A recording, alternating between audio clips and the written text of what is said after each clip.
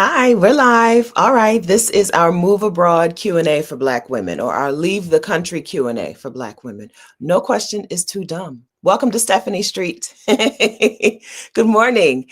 I'm going to answer the questions that you ask me. So you need to get to asking me some questions. But first, please say good morning. Okay, don't be bombarding me with questions. If you hadn't even said good morning yet, say hello in the chat. That's what we do here. And if you're watching the replay, hello, friends in the future. I hope it's wonderful there. Say hello in the comments, okay? And then get to asking me some questions, because if you don't ask me questions, I don't have anything to talk about. Good morning, Deneen. Good morning, CM. Hey, Winnie B. Hey, CK. Good morning, Elena Harris and Mia Amore and Harlem Minded and Michelle David. Good morning, Music First Love and Tamara Marie Johnson. Hey, Tamara. Good morning, Agnes Comfort. Angeline. Good morning, Adasa. And hey, Dr. Donna, the art appraiser. Hey, brown skin girl. Good morning, Pleasantry. That's me. Good morning, Lori Foreman and Rita Fraz and Erica. Good morning, CJHRLH07. Hi, everybody. How's everyone? I'm in Exotic Dover, Delaware, as you can see, but I'm going to introduce myself to those of you who don't know me. Hi, my name is Stephanie Perry. I'm a house sitter and creator of House Sitter School. I'm a 9.5-year full-time nomad. For 9.5 years, I have not lived in the United States. And I, in fact, have not lived anywhere. I've been traveling around the world full-time. I'm currently with my parents in exotic Dover, Delaware. I got here on, I don't know. This is Saturday. So I guess I got here on Tuesday, maybe. It could have been Tuesday. I got here this week. And I'll be here for, 2.5 weeks total, but I'm going to New York for a couple of days and then coming back. And I'm the co-creator of Exodus Summit. Exodus Summit is a movement. Exodus Summit is Black women and Black families leaving the country. Some for good, some for short term, some for some indefinite amount of time in between. We have a community of 24,000 Black women to date, 24,000 Black women who are either out of the country, who've already done it, or who are making their plans together. And I love that. I love that for us. Life is better for Black women abroad. And so I would like to do this Q&A so that those of you who who have questions that you've been holding on to, or who are new and haven't heard what we do and how we do it, I want to have this Q&A so that we can get some things answered, some questions answered. I can't help you. I can't answer your questions if you don't ask them. Stephanie Street. I think that's what we called it in my household when I was a kid. I think my brother called it Stephanie Street. Yeah. If you don't know, I'm a product of Sesame Street and Mr. Rogers. I think it's pretty obvious that I'm a product of them. When I know something, I believe in sharing something. I've had the opportunity to spend significant amounts of time in Mexico and Costa Rica, and I'm moving to Colombia. I've spent a lot of time in Southeast Asia. I just came back from Vietnam with 80 women, me and 80 of my closest friends just spent weeks and weeks in Vietnam. I do that. I spend so much time out of the country, and I encourage Black women and Black families to spend so much time out of the country because it's better. Your life, you are better when you can leave behind the United States and its foundations of the exploitation of Black women. When you can leave that behind, you can have a really nice, peaceful, easy life. I like the word easy. Yeah, so I'm waiting for y'all to ask me some questions, okay? All right. And so that's what we're going to talk about today. So if you can tell, questions that you should ask me, questions about bopping around the world full time, questions about house sitting, questions about leaving a place and going someplace when your family isn't still back in that place. My mom is here. Good morning, Mom. You don't call her Mom, though. You call her Connie Perry. Thank you. Good morning, Mom. She's downstairs. Questions about, I can answer questions about those things. Hair. I can answer some of your hair questions. Glamazini is here. She'll have my back. Okay. She will. We got your hair covered. What are your questions? I mean it when I say no question too dumb. I spent about 45 minutes on that channel thumbnail that you just saw, hopefully that you saw. I mean it. I made a little thumbnail that says no question too dumb because I mean it. I want you to ask me the questions that you don't know how to, that you haven't had an opportunity to ask someone. But I felt like I needed to share why me, right? Share my pedigree. I left September of 2015. I walked out, I left the United States and have not had a home in the US since then. But it would help if you would put a Q in front of your question. I didn't ask you that. I mean, I didn't tell you that ahead of time, but okay. Let me get to the chat then. I'm going to just start answering questions. I'm going to try to group them together after a while, but in the beginning, I'll just go, right? Hey, Wanda McDaniels. There's Rashni. Hello. We got the hair questions answered, covered, okay? If you have hair questions, we got you covered. Good morning. Good morning. Good morning. Okay. Okay. Hi, Rose. How can I get into house sitting? Do you do it as a group or on your own? Thank you for asking house sitting questions. House sitting set me free. House sitting is the reason that once I left a job to travel on savings, right? And then return to work, I was like, I hate this. I hate work. I don't want to do it. Now I want to keep traveling. And how can I travel with no money? And Google was like, you should be a house sitter. House sitting is staying in people's homes and taking care of their homes and usually their pets while they're away. You get free accommodation. You get a free place to stay for that block of time. If you house sit through one of the platforms like Trusted House Sitters, House Carers, or Mind My House, you do not get paid. But if you find the clients on your own, you can get paid. I just did a video on gig work, and house sitting is one of my favorite gig jobs, even though you don't get paid, you just get a free place to stay. But you know, if you're paying for a place to stay and then you switch to getting a free place to stay, it feels like getting paid money, right? Because all you're going to do with the money is spend it on a place to stay. How do you get into it? I use Trusted House Sitters. I'm going to give you my Trusted House Sitters link here, and I'm going to give you my New House Sitter Toolkit link as well, because the New House Sitter Toolkit link has the letter that I use to get booked to house sit. So here's my Trusted House Sitters link. It's my affiliate link. It doesn't cost you any extra to use it, but I get a commission as a thank you for introducing you to the fabulous world of house sitting. And that is not me being funny. It is a fabulous world. Okay. When I came back from the United States with 30-something dollars in my pocket, I got a job. And after having spent a year not working, having a job sucks. It stinks. It's the worst. I did not like working. And that's what not working taught me. And so house sitting plus becoming a virtual assistant helped me make enough money or help me live out in the world. I went to Mexico for my first big stretch of house sitting block of time, 6 months in Mexico without making really very much money, only enough money to eat tacos and buy tacos and cerveza. House sitting. Okay, so I got started through Trusted House Sitters. It's not a free platform, but if you book a house sit of at least 2 or 3 days, once a year, it pays for itself because I just booked a hotel in New York City for this conference. Hotels don't have a reason to be that expensive, right? I just booked a hotel in New York City for the conference that I'm attending it's like a mastermind that I'm attending for a few days. I didn't book a house sit. I set an alert and I saw some house sits that kind of would have worked, but I want to be free the whole time. I don't want to be responsible. And I couldn't find a house sit that wasn't pets. And I didn't want to be gone for all day, which is a me thing, not a house sitting thing. But anyway, I'm paying to stay in New York City for 4 nights, Tuesday, Wednesday, Thursday, Friday, Saturday, 5 nights. Too much, ridiculous amounts of money when I could have found a house sit and had a free place to stay. House sitting. Trusted House Sitters, download my new House Sitter Toolkit at housesit.vicarious.com/toolkit. Okay, your other part of your question was, can you house sit in groups? You absolutely can. You can house sit. So the people that you're house sitting for, right? Sometimes they're families.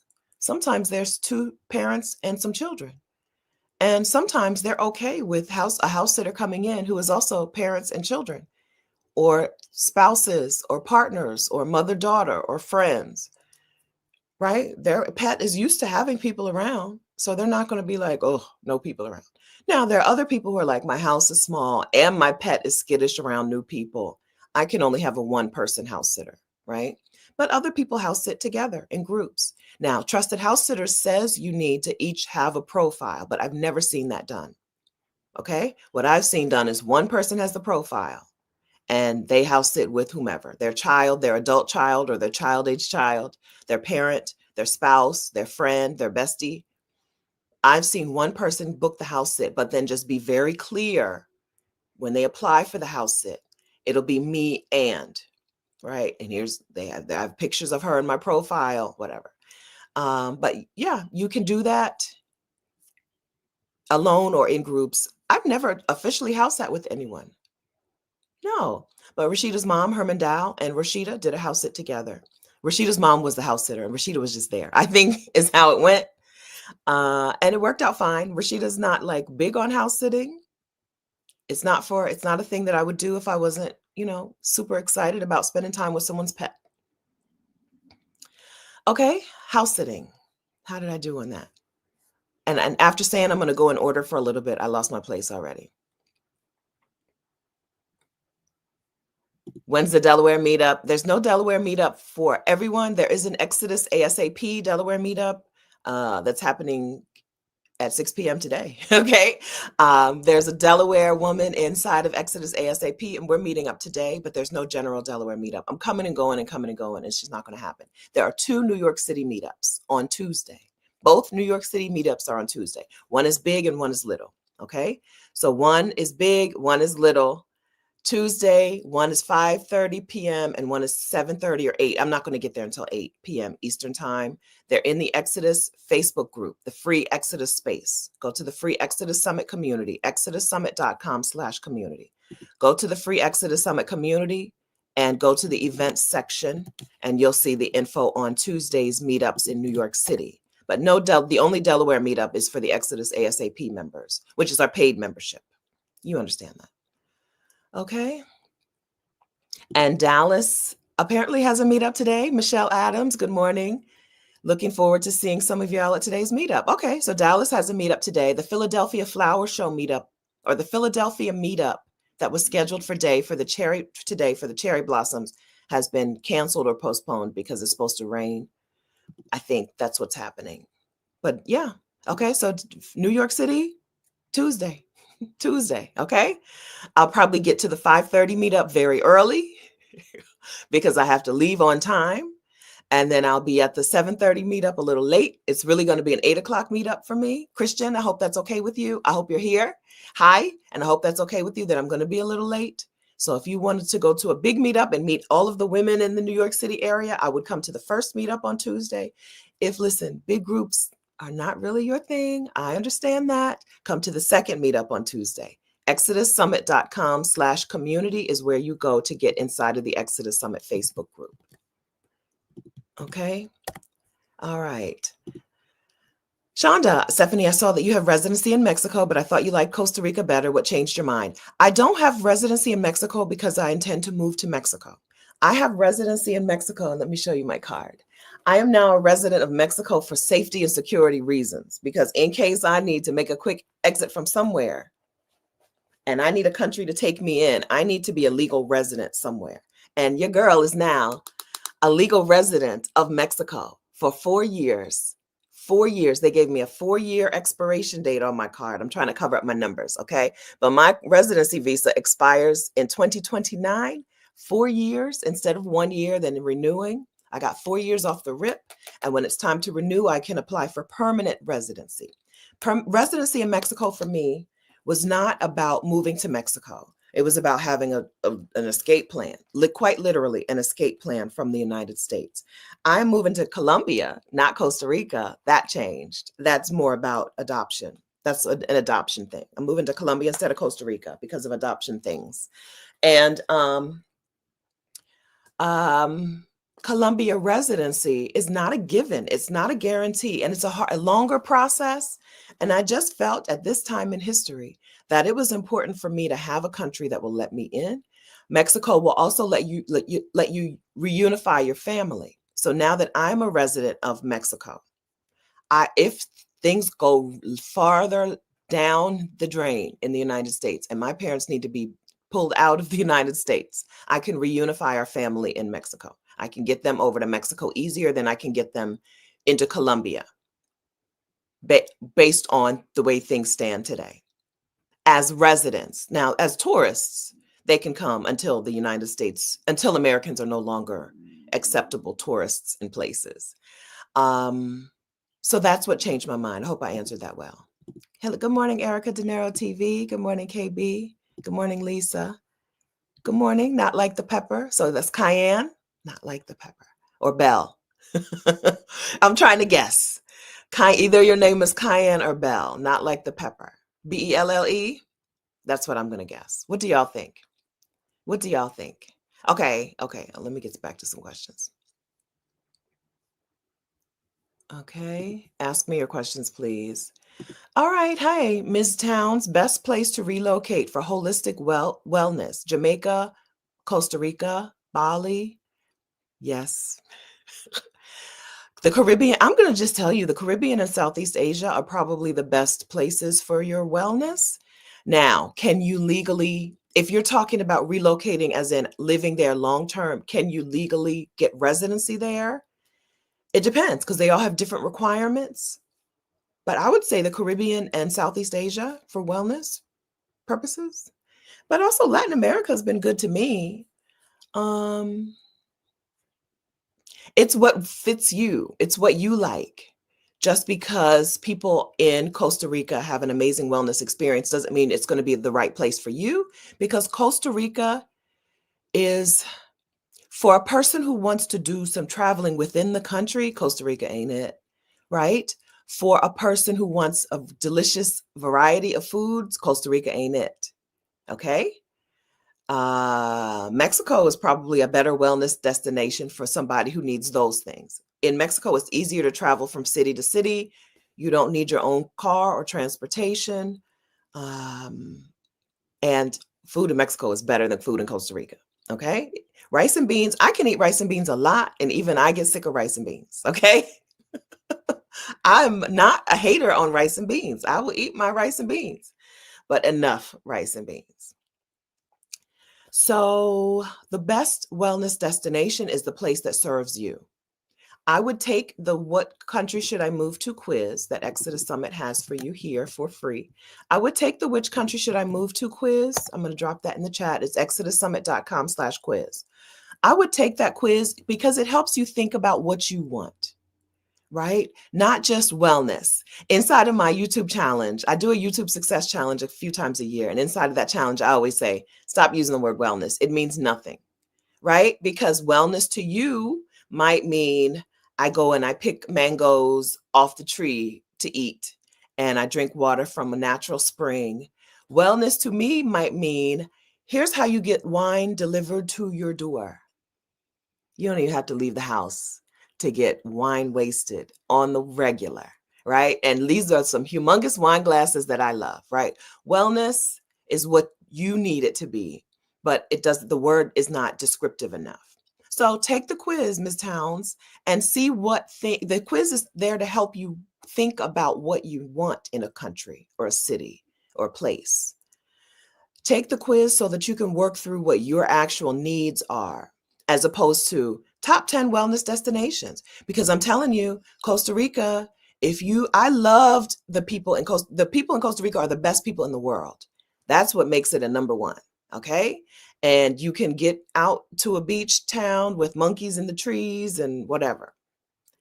But if you need a place where you can either drive or where there's good public transportation, or you need a walkable place, if one of those things is important to your wellness, not Costa Rica. Walkable? No. Right? So I know that wasn't the answer you were looking for. Any one of those could be the right answer for you. Also, those could be none of those might be the right answer for you. Having just come back from Southeast Asia, I am biased towards Southeast Asia, Bali, Thailand, Vietnam, but they're not the easiest places to move to. We just had a talk inside of the Exodus A.S.A.P community about Thailand, and I think Bali is coming up. I think it might. I don't think it happened yet. I don't think I missed it. And we had Mocha Moselle come in and talk about Jamaica. Mocha Moselle has residency in Jamaica, and she talked about a pathway to residency in Jamaica for women inside of Exodus A.S.A.P. But none of those places is one size fits all, right? Jamaica, amazing. But you may hate living in the mountains. Living in the mountains is not for everyone, okay? So I hope that was helpful. Okay, CK, when you decide on how much rent you can afford abroad, how do you factor in the uncertainty of the fluctuation in the US dollar for conversion? Important question, and you've answered it. You just factor it, you give yourself a cushion. What percentage of cushion? I don't know. So I would go back and look at the US dollar for like 5 or 10 years and see how much it fluctuated, how much that currency and the dollar fluctuated. If it's been a 10% current fluctuation historically over the last 10 years, then I would factor in a 10% cushion in my budget. Now, anything can happen, and maybe you don't feel comfortable with the way things are going in the US. You don't feel comfortable with that being enough of a cushion. Okay, bump it up to 15%, 20%. It's more important that you factor it in. I don't think there's a right number to factor in. That's what I'm doing in Colombia. So I'm looking for apartments online so that when I go back to Colombia, I can talk to some realtors. In Bogota, one realtor doesn't show you all the apartments. They only show you the apartments that they have listed. So I'm making lists so that when I get back at the end of April, we can go back and see some apartments and get going. And when I'm looking at rent prices, I'm like, I've decided I'm going to build in a cushion, but I'm also going to get a roommate, right? Double my cushion, right? I want the cushion of, I know I can afford it on my own if the currency fluctuates by 10, 15%, but also let's do some co-living. Let's two of us share this place for a while, because adoption takes a while, so that I can make sure I can afford this place. So CK, you're asking the right question. There's no specific number to factor in, but that's how I decided to calculate it. Look at 10 years. What has the US dollar to the Colombian, to the COP, Colombian peso done historically? And that build in that amount, that percentage of cushion into my budget for the month. Selena H, is Mexico safe? Yes. Where do you live, Selena? Yes. Mexico, there are parts of Mexico that gringos, non-Mexicans, tend to not go to. Non-Latin Americans tend to not visit. I would stay away from the specific states in Mexico that are like, it's not safe here. Okay. Right. So in the United States, that would look like certain neighborhoods, right? In Wilmington, there is a whole side, the east side. You don't go to the east side in Wilmington. In Wilmington, in my former city, it's a side of town. In Mexico, it tends to be like states or cities that you just don't go there. There's enough. 30 states in Mexico. There are plenty of places for you to go where you're going to feel safe, but not this one, right? I think the state of Sinaloa, I think that's a state that we just don't go to. Just don't go there.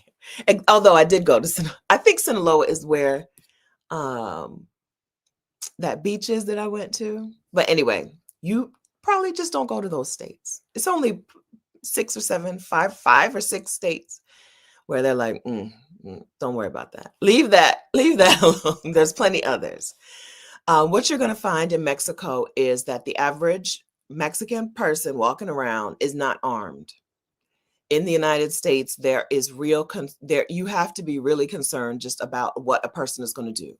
A person with road rage on the highway, a person who walks into your store, a person who works at a place and comes back because they just got fired, right? Those are not concerns in Mexico, right? The concern is a cartel activity concern. And as Rashida always says, if you don't have cartel business, they don't have business with you. Things are more, it's different. Violence in Mexico is different from violence and danger in the United States. In the United States, your neighbor is the danger. In Mexico, the cartel is the danger. That's a better option to me. Having the cartel be the danger is a better option because I don't come in contact with the cartel. So cartels, there's plural, cartels. I don't come in contact with cartels. I feel pretty good about that. Whereas your neighbor, your coworker, the person in the car next to you, they're always there and they're always a danger in the United States, especially when you're a Black or brown person. Is Mexico safe? You're going to find that your family, your friends, you are going to feel better about walking out in Mexico, being out in the world. You're going to feel safer just being out in the world. Anytime you're in a place with tourists and foreigners, you got to be careful about pickpockets. Keep your phone away, right? Be just as smart as you are in your own city. But you're going to find that it's safe. That was a lot of answer to say yes. Okay. Chantal Johnson, what do I think about Peru for Black women? I don't know anyone in Peru. So if you know someone or if you're interested in Peru and follow someone, have her holler at me. I don't know anyone in Peru. Somebody in the Facebook group mentioned Peru just a few days ago. Was she moving to Peru?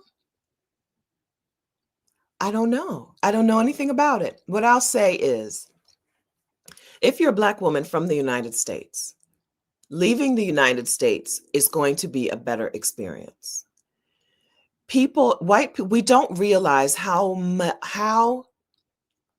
much white people in the United States truly, deep down, believe that we are inferior. Whereas other people around the world, most of them don't have an opinion either way. They're not thinking about Black people one way or another.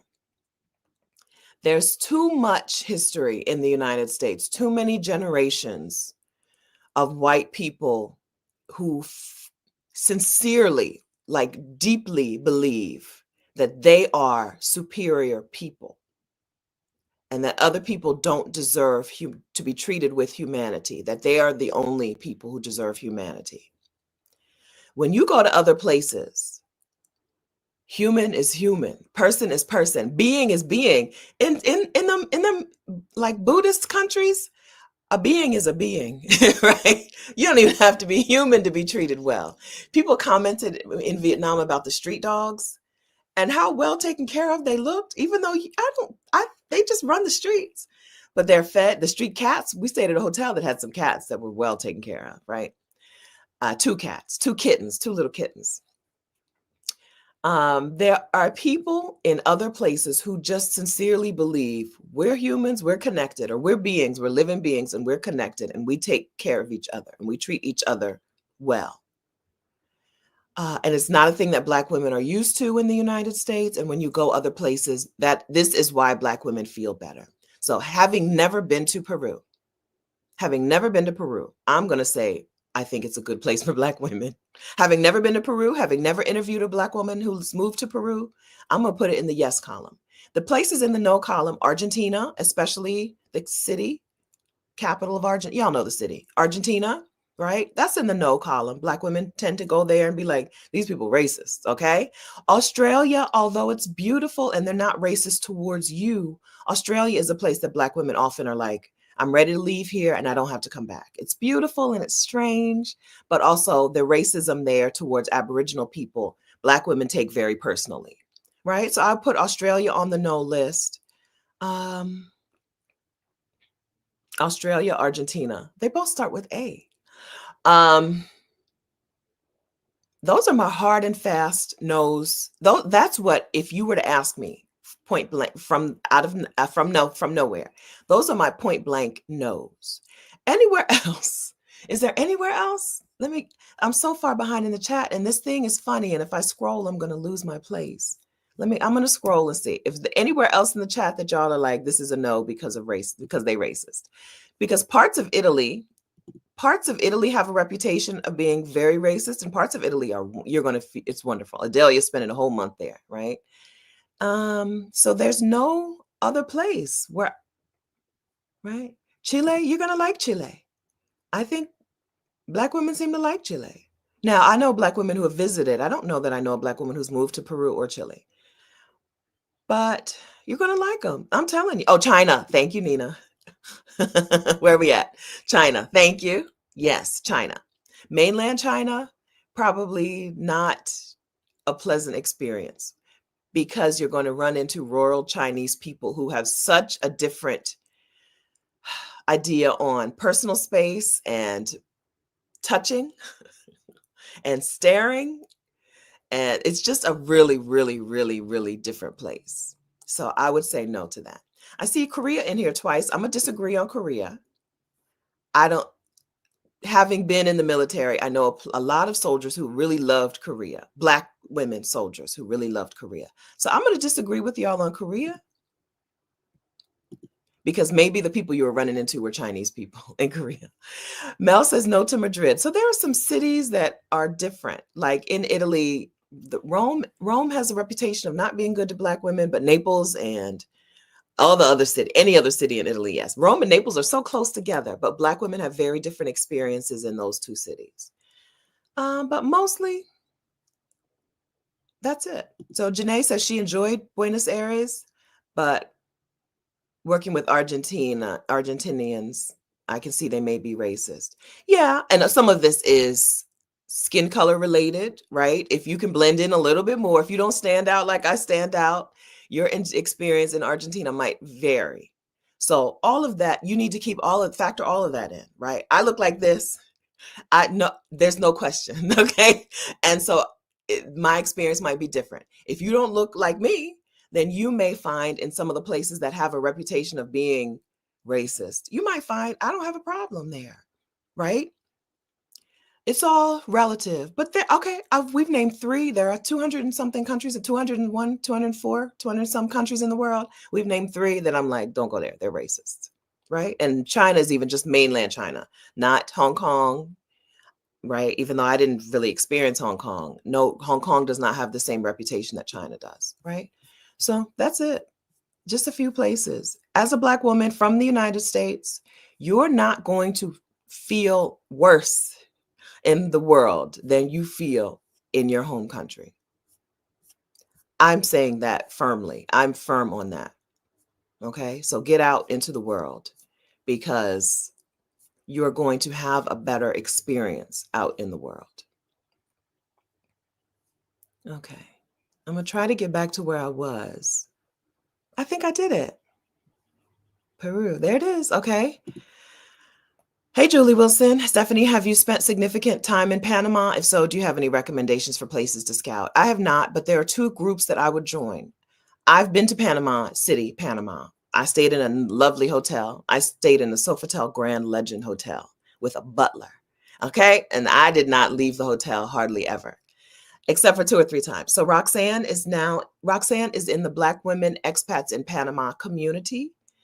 And I just spent some time with Roxanne this last weekend. I would get in the Black Women Expats in Panama community, and Charlotte Van Horn's community is Black Expats in Panama. I believe they're both still Facebook groups, but they also do other things. Charlotte does relocation tours. So I would, if you are up to or interested in having someone show you some parts of Panama, Charlotte Van Horn's Panama relocation tours have a phenomenal reputation.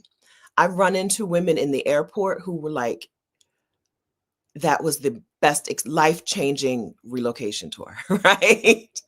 So Charlotte Van Horn does a cultural relocation tour, and her group is called Black Expats in Panama. Okay. And then once you've picked a location, or not even before you've picked a specific location in Panama, I would also talk to the women in the Black Women Expats in Panama group. Black Women Expats in Panama. So Black Expats in Panama, Black Women Expats in Panama. I would get in both of those groups and find out different locations. Panama has, hot weather beach life, But there are also mountains and you can have a cooler life. Panama, I think, seems to attract women over 60, over 70. I think that women who are younger tend to not stick around in Panama. They visit, but they don't tend to stay. The women who tend to stick in Panama tend to be over 65, I'll say. Okay. The original one, I want to move to Africa. What is my first step? Hi. If you know a specific country in Africa that you want to move to, then the first thing I would do is look at their residency requirements. Okay, so sometimes people holler at me about why I don't talk too much about countries in Africa. It's because most of them are not easy to move to in terms of you are legally a resident in a place. Some people will go there as a tourist and say they live there, but you don't live there on a tourist visa because when you fly out, if you leave and come back, they can easily be like, nope, you're not coming back. Meanwhile, I have a residency visa to Mexico because Mexico makes it very clear. Here's how you qualify. I'm qualified. So if you know which country, the first step is, how do you get residency in this country? If you don't know which country, I would take my which country should I move to quiz, take our which country should I move to quiz, exodussummit.com/quiz. And I would think about what I wanted because the countries in Africa are broad and different. South Africa is the country that I know of in sub-Saharan Africa that has the clearest pathway to residency. South Africa, for Americans, has in the past been very clear about, here's how you qualify. You need this much income or this much in assets, and you can apply for residency. It's a longer process than other countries, but it does still exist. Now, the United States relationship with South Africa just took a significant decline, right? The United States just ejected South Africa's ambassador, which is why we're saying, if you want residency somewhere, you need to be getting residency somewhere now. If you want to move to another country, you need to get legally accepted into that country now, because relationships between the US and that country are probably on the brink. Okay? Residency in Mexico, their rules changed 2 days after we got our residency visas in March. 2 days after, the rules changed. It didn't end, but it changed, right? Relationships are shifting.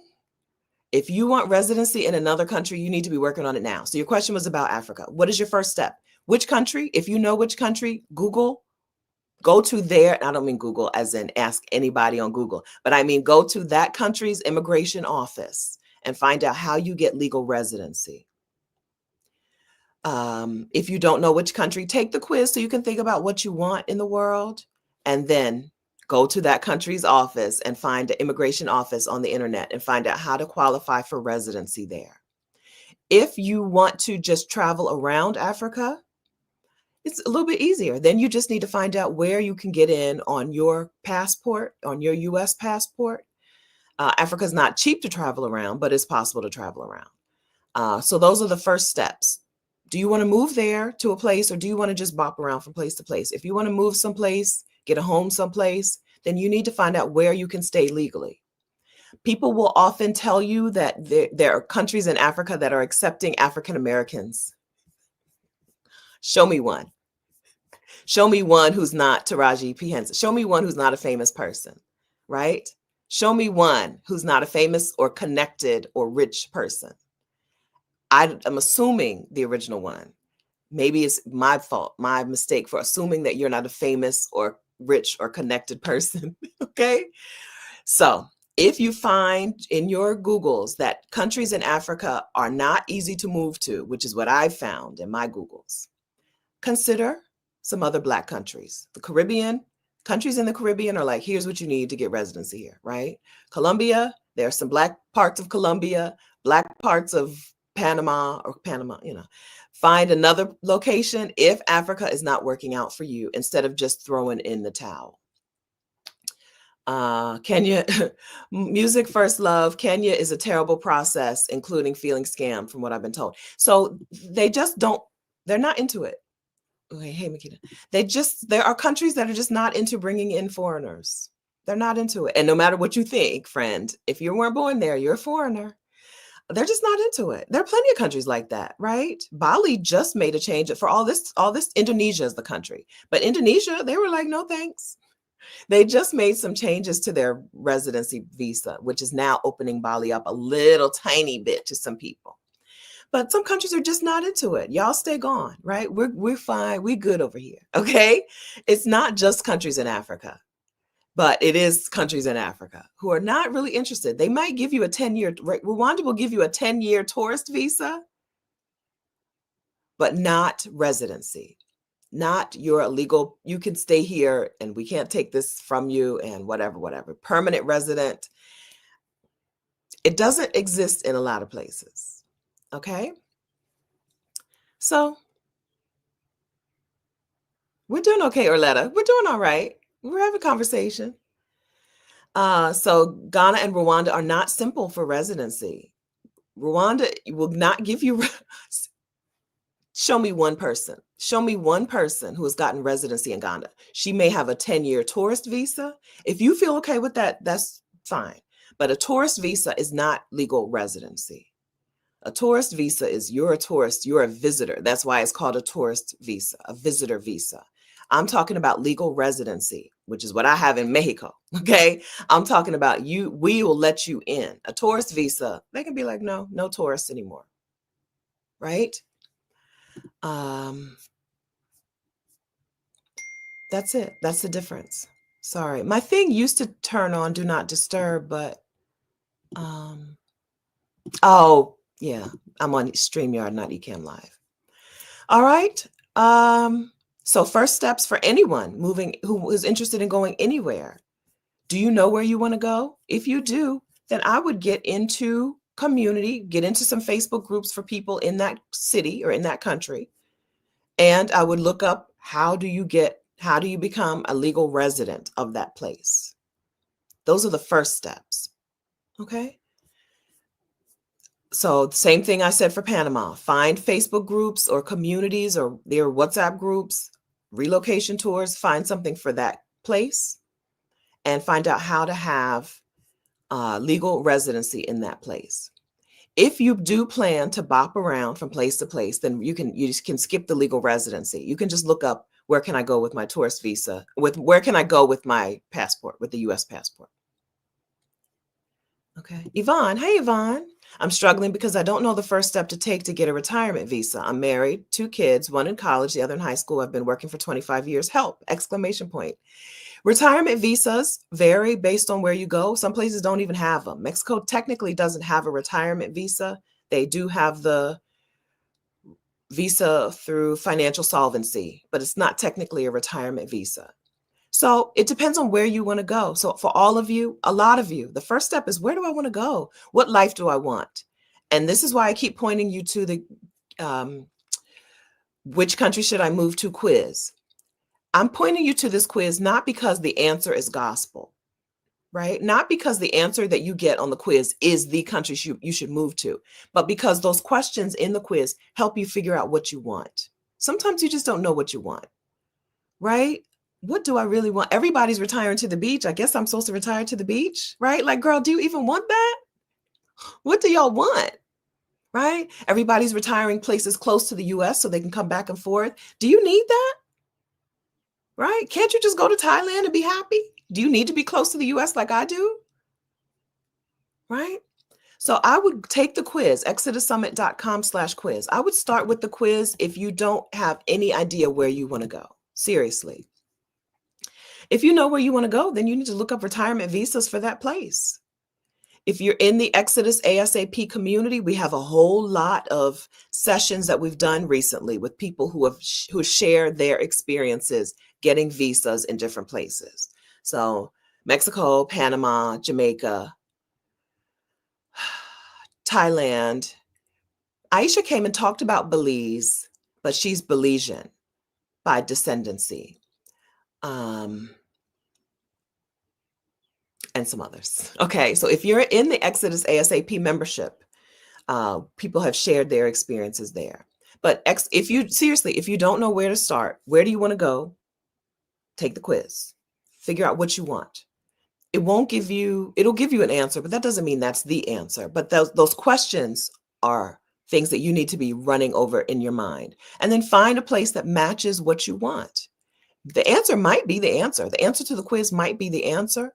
But if it's not that particular city, what cities are like that city? Okay. So that's what I would do. If I knew I had retirement income, I would start with some cities that have a visa, even if it's not a retirement visa, some cities that allow residency, permanent residency to people, or temporary residency to people with this amount of income, right? So you started with retirement visa. So that tells me, Yvonne, that you have some income. You have some income that you will have for your life. Okay, good. There are countries who are like, with X amount of income, welcome. That's why people love Panama, because for Panama, it's like $1,100 or $1,000 a month. Panama's like, welcome retirees. Even if you're 22 years old, if you have $1,000 a month coming in for the rest of your life, they call you a retiree, you're welcome. I think 18 is the limit, the minimum, right? If you want some extra support, of course, you're invited to join the Exodus A.S.A.P membership. Okay. Exodus A.S.A.P is our paid monthly membership. It's our coaching community for Black women who want to work out their peace out protocol. So that's at exodusasap.com. You're welcome to join us. I would start with us if you have more money than time, right? You got a little money, you can afford the membership for a month or 2 or 3 or 6, but you don't want to spend a whole lot of time doing all the research, onesies, twosies, starting from zero over and over, okay? Because the resources inside of our membership will help you make a faster decision. But it's $247 per month right now. Maybe you don't want to spend $247 per month. Then here's what I would do. I would take the quiz. Quiz is free. I would look at those questions and I would find, based on my answers, find places that meet my needs. Here on this channel, on the Exodus Summit YouTube channel, on Rashida's channel, on Adalia's channel, on Rick and Halisi's channel, Our Black Utopia, on Angela and Lamar's channel called Lamar and Angela, on Dee's channel called H and D Abroad, H and D, D-E-E Abroad. We talk to people over and over again in different places. So I would use YouTube University to find videos and interviews with people in different places to hear what their life is like and their income and their money is like, and see what place meets my needs. If I didn't have all that time to do all the YouTube University stuff, I would come over to Exodus ASAP, get coaching from us there. Okay. But for everyone, don't know where to start, help, exclamation point. What is the thing that you have in your favor? Right? If it's a retirement income, then you need to be looking for places that give residency to people with that amount of income. If it's a remote job and you have money coming in, then look for places that will let you in based on that. If you have assets, you got money in the bank, investment in, like your income in the bank. It may not be coming in regularly, but you can live off of the pot of cash. Then see where you qualify based on that. Austria, okay, which is in Europe, an EU country. So some of you want to go to Europe, but you don't think you can afford Europe. I think for Austria, you only need $60,000, and you need to be able to pass a basic beginner German test, right? So you can learn German and if you had $60,000 in your account and you wanted to move to Austria, that is either permanent residency or citizenship. It's long-term. It's not temporary residency, right? I would find out what places I do qualify for based on my either income or assets or both. If I had no income and I have no assets,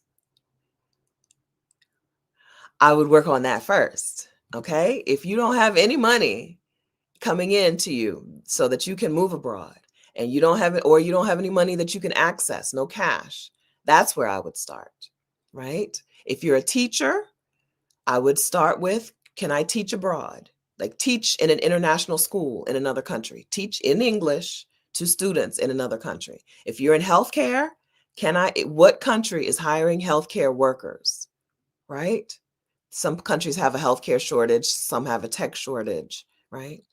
Or can I find a remote job? If I don't already have income or assets that would let me be anywhere in the world, that's where I would start, right? Where's the money going to come from? Okay. Cheryl Ross, do you suggest visiting first? Are you places? Hold on, let me drink some water. Hey, Cheryl. Do you suggest visiting first? Are there places you suggest? I really want to leave. What is house sitting? So we talked about house sitting. Hopefully I think this question was probably asked before we started house sitting, before I started talking about house sitting. Do I suggest visiting first? Yes, if you can't, right? Because Thailand is far and expensive, okay? If you can't visit first, I would make sure that one, was in community with people who do live there now, especially people who've moved from my country to that country, right? There are expat groups and immigrant groups. I would make sure that I'm in community with people who have moved there, right? And I would make sure that I pack light. If I move to a place that I haven't visited first, have friends there on the ground already, and pack light, so that if you get there and it's not working for you, you can pick up and go someplace else.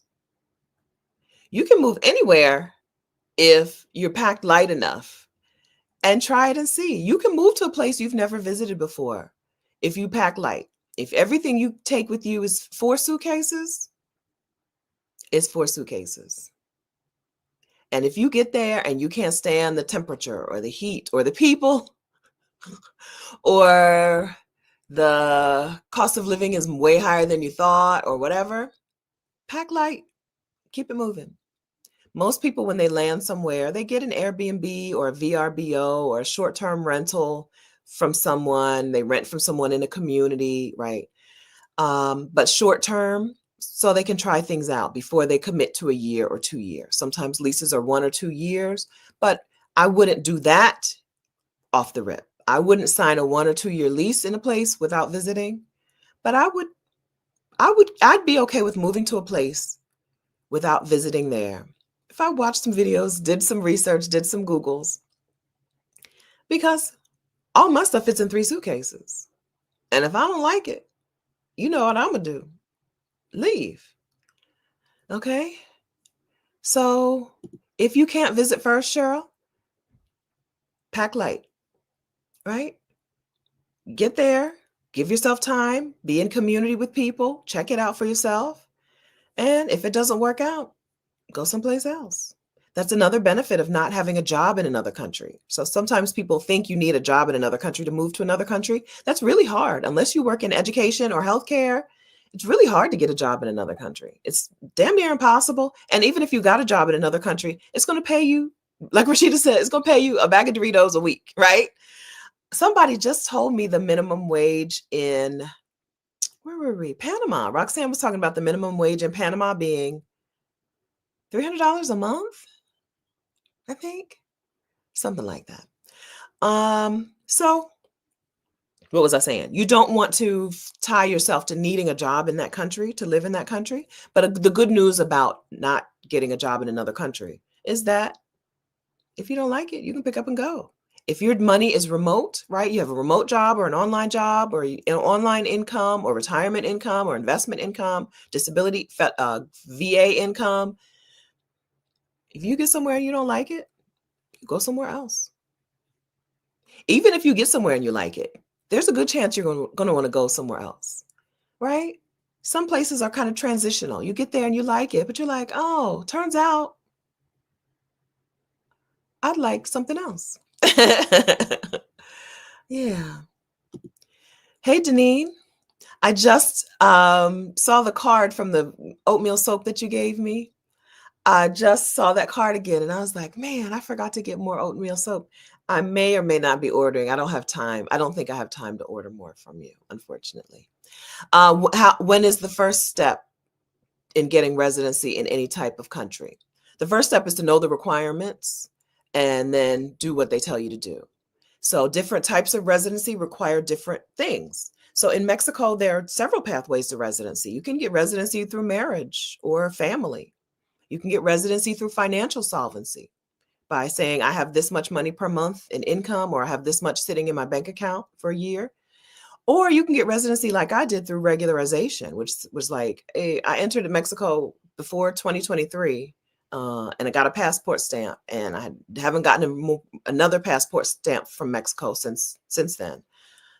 Give me residency. That's how I got residency in Mexico, without verifying any income, without verifying any money. So the first step is what country, what are the requirements, and then do what they tell you to do. Sometimes it's gather a bunch of documents, bank statements, I can't think of the word, background check. For me, the first step was find a facilitator who handles regularization, and then schedule my drive into Mexico so I could cross the border without getting a second passport stamp, and make my appointment with the facilitator. My facilitator made my appointment, right? So it depends on where you're going and what kind of residency. If it's residency through marriage, you need to get your marriage certificate together and blah, blah, blah. If it's residency through, if it's a digital nomad visa, then generally you just need to prove your income and get your travel insurance and apply. It depends. But first step is what country, and then what are the requirements? We have some info inside of the Exodus A.S.A.P membership. So if you want to join the Exodus A.S.A.P membership, come on over. Okay. I'm a spend the money and save the time kind of person. Not all of us are, right? But I'm a spend the money, save the time. Spend the money to get the access to the resources and the coaching and the community and the support. Save my time. You don't have to do it that way. And there are times when I don't save my time. There are times when there are times when I spend the time and save the money. We all are, like that. We are who we are. But with stuff like this, I'm not figuring this out for myself. I paid 2 different facilitators in Mexico because the first one, I paid one and I didn't like him. And then the women in the A.S.A.P community was like, here's a lady, she's better. So I paid her.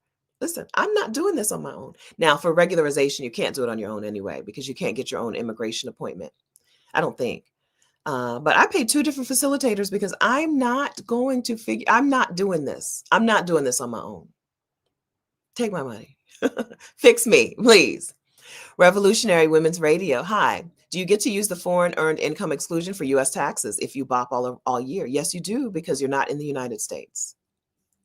Yes, you do. It's about being out of the U.S., not about being in one particular country. Yvonne, is getting a retirement visa easier than getting a residency visa? No, it's no easier or no harder. Some countries have one and not the other, but it's no easier or no harder. Hey, Angelbert, do you think Colombia is the best place for Black women? What's the cost of living?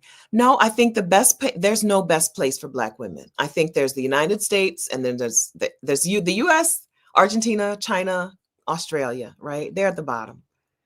And then there's every place else. I think that you need to know what place fits your needs. Colombia, I'm going to Colombia to adopt children, okay? If you're not interested in adopting children, then going to Colombia because I'm going to Colombia doesn't make sense, right? I also need to be in a country that's closer to my parents. The Colombia is further than I would like to be in the case of emergency, but whatever. It's not Thailand. It's not going to take me a day and a half to get back. But my needs are not your needs. I'm not moving to Colombia because it's the best place for Black women. I want to be clear on that. I'm not moving to Colombia because I think it's the best place for Black women. I'm moving to Colombia because it's the best place for me and my needs, right? And you need to know your needs. We're very used to people saying, here's what is right for Black women. because that's how Black women are raised in the US. This is the right path for Black women. Go to college, go to grad school, buy a house, buy a bigger house, get a nice car, take expensive vacations, come back to work, be stressed out, die early. That's the path. That's the life for Black women. And we're used to having one path for Black women. In this space, in this movement, there is no one path for Black women, except for leave the United States. The rest of it is very individual. Some of you will move to a country. Some of you will never be permanent residents anywhere. Some of you will bop around the world forever. Some of you will leave the United States and come back and go and come back and go and come back. Some of you will spend 6 months in and 6 months out, right? There's no one path. There's no one country. So what is the cost of living for Colombia? Listen, Angel, I can't answer this question for you, but I can tell you a resource that will help you, because I'm looking at apartments in Colombia where you have a private elevator. The elevator opens into your apartment, okay? I want a terrace and I want a private elevator. So if I tell you my cost of living in Colombia is going to be about $4,500 a month, that doesn't mean that's the cost of living in Colombia, right? Also, I have house sat and pooped in trash cans. When I stayed in Australia, I stayed with a family who did not have working water, did not have running water. And they made a composting toilet out of a big old trash can. I pooped in a trash can. So I could tell you Australia cost me $50 a day, right? Go move to Australia. For a month, you're only going to need $1,500. Well, you don't have running water. For $1,500 a month, you don't have running water. And you live with a family with no running water and you poop in a trash can. So asking somebody what is the cost of living, also not helpful. What is helpful? Cost of living calculators like the Earth Awaits and Numbeo, okay, and Nomad List.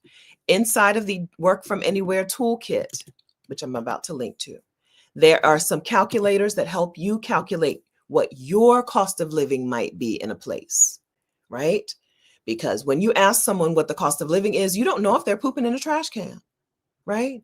You don't know if they have a private elevator and a terrace, right? A terrace the same size as the apartment, a private elevator, right? Cost of living, very individual. Also, just like wellness is very individual. So get the Work From Anywhere toolkit at exodussummit.com/toolkit. Inside of the toolkit, some of our favorite cost of living calculators are linked. Play around with those and find out what your cost of living might be. Those are only going to give you mites, right? Remember that most of the time you can do things cheaper than those calculators tell you, right? Because the kind of person who's going to fill out that info is somebody like me who likes a private elevator now, right? So just because it says a city is going to cost you this $3,000 a month doesn't mean you couldn't do it for $2,500. But use those calculators because especially the Earth Awaits, it helps you slide things like, I want to live a luxury life. Okay, I want to live a mid-tier life. Okay, I want to live a budget life. You get to slide things and see what the cost of living could be for you in that city. Okay.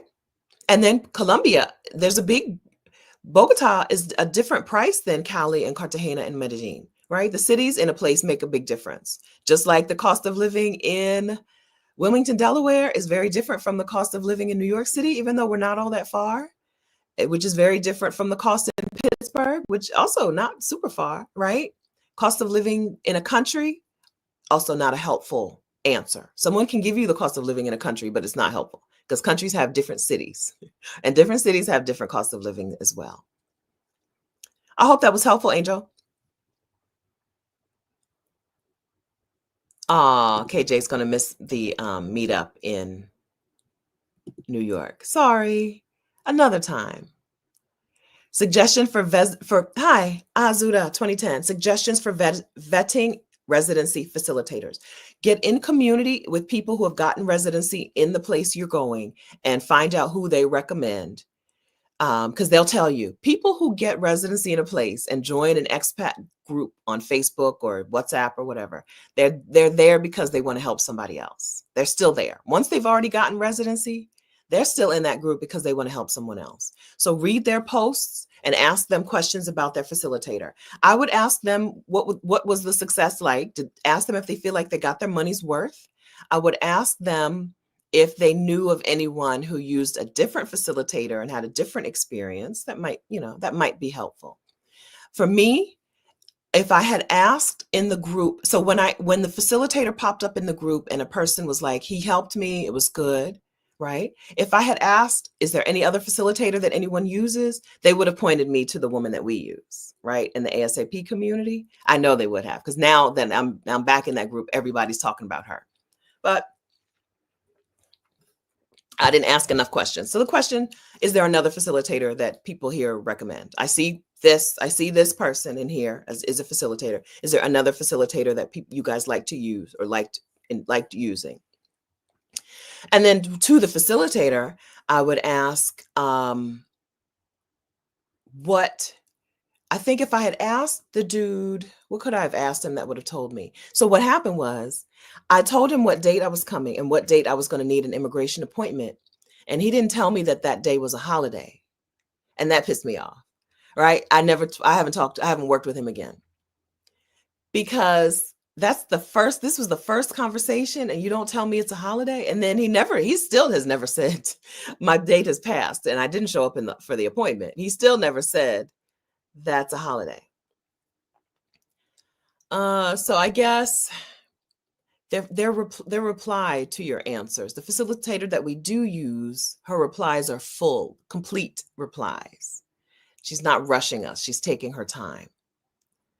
So like, I'm nervous about this thing. You can say to them, most of the facilitators that I know and are doing business on WhatsApp. So you can talk to them, right?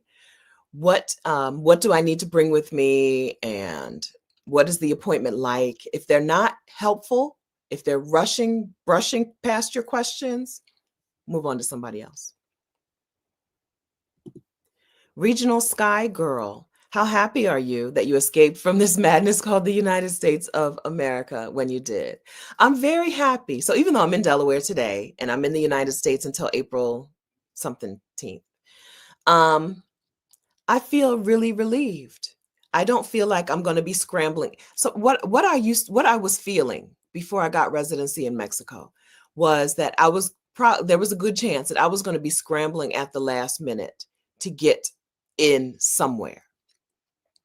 I think, this is my own opinion, okay? I think we're in early Nazi Germany. Just like in 1930s Germany, some people were like, this is going bad, I'm leaving, and I'm taking my family with me, right? I think we're there in the United States. And because I think that the real plan is not the real plan, because it's the obvious plan. The plan, as we know, is to roll back rights for everyone who is not a straight white male, right? It's already in process. And I felt like I was going to be at the last minute scrambling with everyone else who wants to leave. And now I don't feel like I have to scramble. Even if going to Colombia and getting residency in Colombia is as complicated as I think it's about to become. I think it's going to be more complicated than it would have been, a year ago. I'm not sweating it because I got residency in Mexico. Relief. I feel relief. And I feel like because I have residency in Mexico, I could bring with me my parents, my child-age children. She gave us a full list of people that you could bring a spouse. So if things go real bad, worser, okay? I feel relieved that I can get the two people that I need to get out. I'm responsible for them. Well, I'm not responsible. They're responsible for themselves, but they're the only people.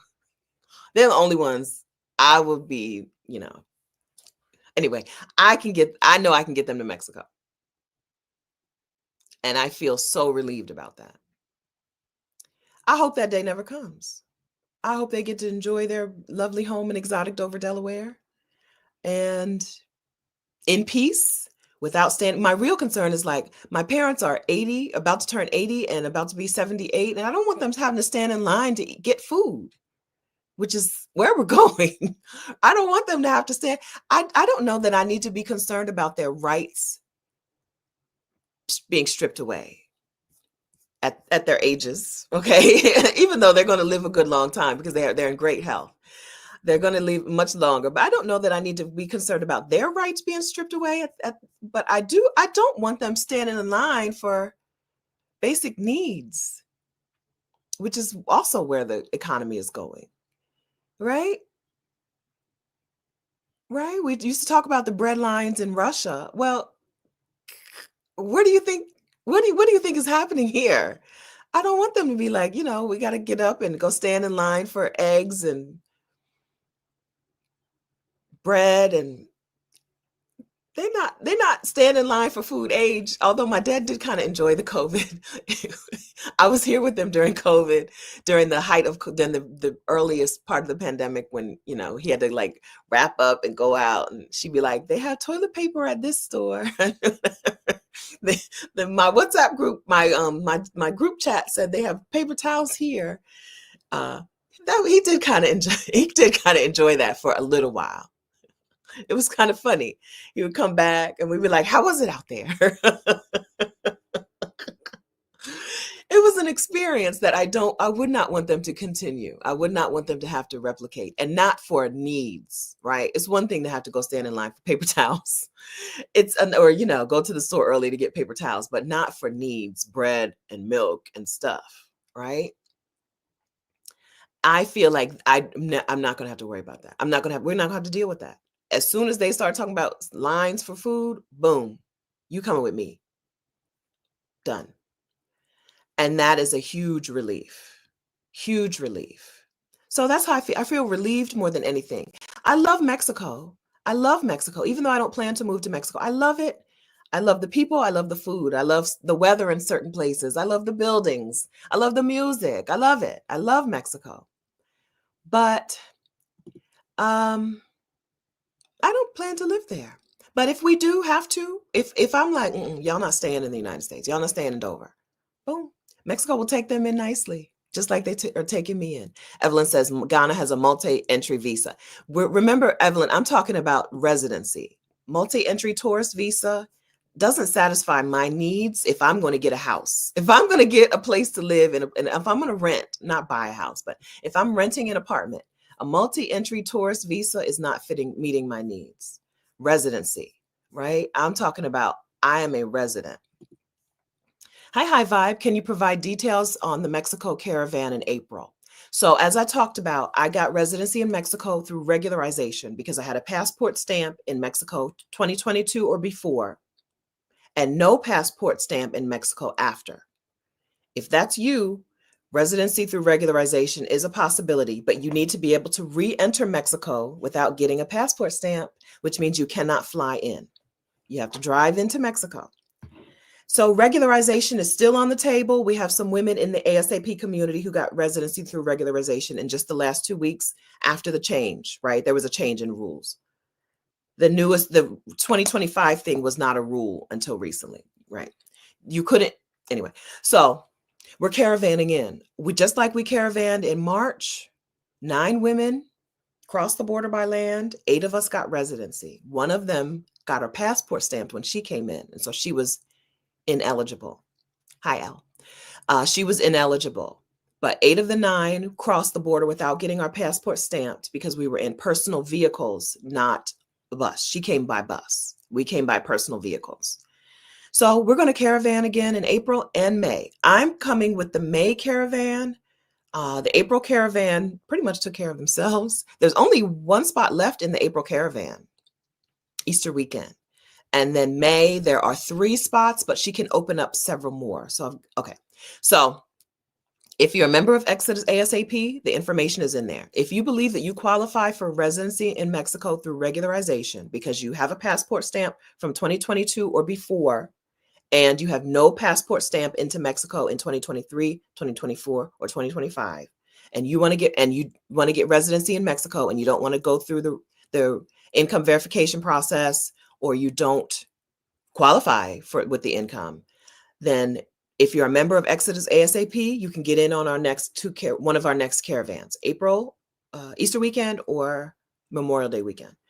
We're driving in through San Diego, and A.S.A.P members only.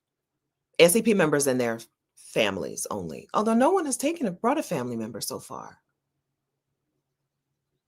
We'll give you our facilitator's information. You get on her calendar. So the details are, you confirm that you're eligible through our facilitator.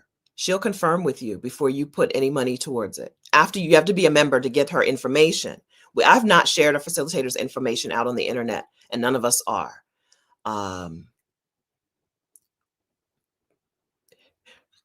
Because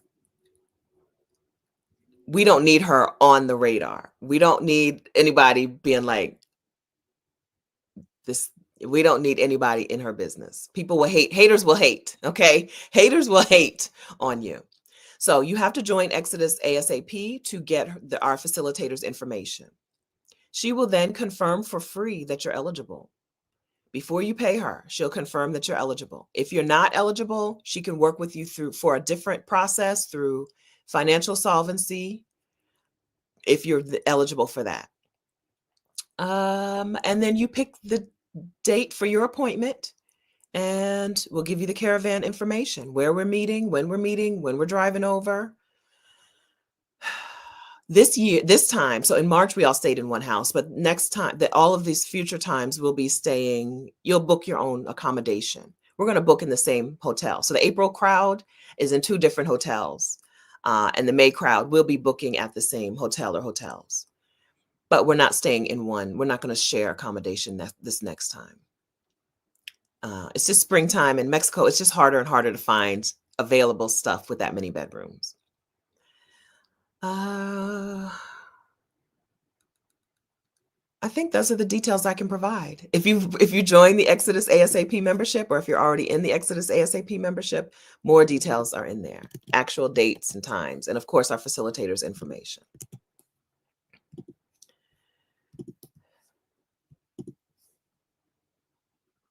How do I get Mexican residency without ever going to Mexico? What is the best resource? You don't.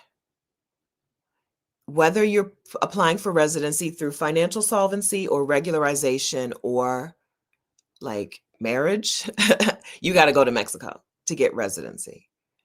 If for financial solvency, if you qualify for residency in Mexico based on your income or the amount of money you have in bank accounts, you start the process at a consulate in the United States, but you finish that process in Mexico. So the answer is you don't. Cynthia King, are there communities / neighborhoods of Black expats? Not neighborhoods, because when Black people move to other places, we like to be part of the community. So not neighborhoods, but communities like, no, not like I think your question is like a place where it's just the Black people in that neighborhood. I may be misunderstanding your question. No, when white people move to places, they tend to stay together. But when Black people move to places, we tend to spread out. We like to be in community. We have to be in community. You're not going to make it alone. And also, it looks bad. The optics are horrible when people move to a place and then don't integrate themselves into that place. The optics are terrible. You look like colonizer 2.0 because you are a gringo, right? You are an outsider. You are a foreigner. Wherever you go, American people, you are a foreigner. And if you stick only together and you only stay in these communities, in these neighborhoods, it looks like you're there to take over, just like the people did when they came to the United States. And so we tend to not move like that. Plus, you got to learn the language. You need to be, Black. We tend to spread out more. I was just in Mexico City. We had a meetup of we had an Exodus Summit meetup in Mexico City. There were 13 Black women who live in Mexico at that meetup, and none of them lived in the same building, except for the roommates, Adelia, they weren't at that meetup. That was them. Yeah, none of them lived in the same building. We tend not to do that. Now, co-living is a different thing. As I may have said here, I know I said last night in the A.S.A.P meetup, in the A.S.A.P coaching last night, I would love a roommate in Bogota for a little bit. But Not what I think you're talking about. Lumo, good morning. Have you been to Bonaire? No, I have not. I've been to Curacao. Angel, is Colombia. Oh, wait, I think I've done this. Kitty cats, talk banking, accessing one's funds while nomad and bopping around. If not a full expat, please. Yes. You will pull when you are bopping around the world or when you move to another place, right? You will pull your money out of the ATM. It's pretty simple. You will go to the ATM with your debit card and you will pull your money out of the ATM. Now, there are various networks. In Mexico, there's one network where my ATM card doesn't work. So I need to go to another. And I never can remember it's one particular bank. I don't even know if it's a full network. One bank where it was always like, no, go away. But every other bank in Mexico, I have no problems with. I think in Costa Rica too, there's one, so it must be a network. There is one network where I can't use the ATM, but the others I can. So you pull your money out of the ATM. If you have to pay expenses like rent, people sometimes transfer some money from their US bank account into a local bank account. But plenty of people who live in another country and have residency in another country don't have a bank in that country. Plenty of people do. It's probably like half, I don't know. I'm gonna make up half and half. I don't know if it's half and half, but sometimes you hear people in Mexico, they've never opened a bank account in Mexico. They just pull money out of the ATM. The thing is that a lot of countries have like different payment cards that they use, like Cash App, right? In other countries, they have payment cards, and you often need a local bank account to use that payment card or that payment system. So you'll open an account in that local bank, in that local city, and you'll transfer some small money from your US bank into that account so that you can do that. But you said not full expat bopping around. Okay, so back to bopping around, use the ATM. You'll want to make sure that your ATM card, you'll want to make sure that your bank charges you 0% foreign transaction fees. No foreign transaction fees. Because banks will charge you 3.5% and 4% and 4.5% foreign transaction fees. That's stupid, right? So you want to make sure that you bank with someone that charges 0 transaction fees. I'm with USAA, 0 foreign transaction fees, and they rebate my ATM fees. In the last few months, I've been to a few different parts of Mexico. I've been to Hong Kong. I've been to Vietnam and Las Vegas. And I've not been charged a foreign transaction fee. Right. You pull out the currency where you are. Now, no foreign transaction fees is important. And also you want to decline the conversion. The ATM will ask you, do you want us to convert this from dollars to pesos, or do you want your bank to do it? You decline the conversion, right? Let your bank convert the money, not theirs. But that's it. You pull out money just like you do here, right? I'm gonna go to the Wawa later today before I go meet up with Kimberly from the Exodus A.S.A.P membership, and I'm gonna pull money out of the ATM. That's exactly how I do it in Mexico, in Vietnam, in Costa Rica.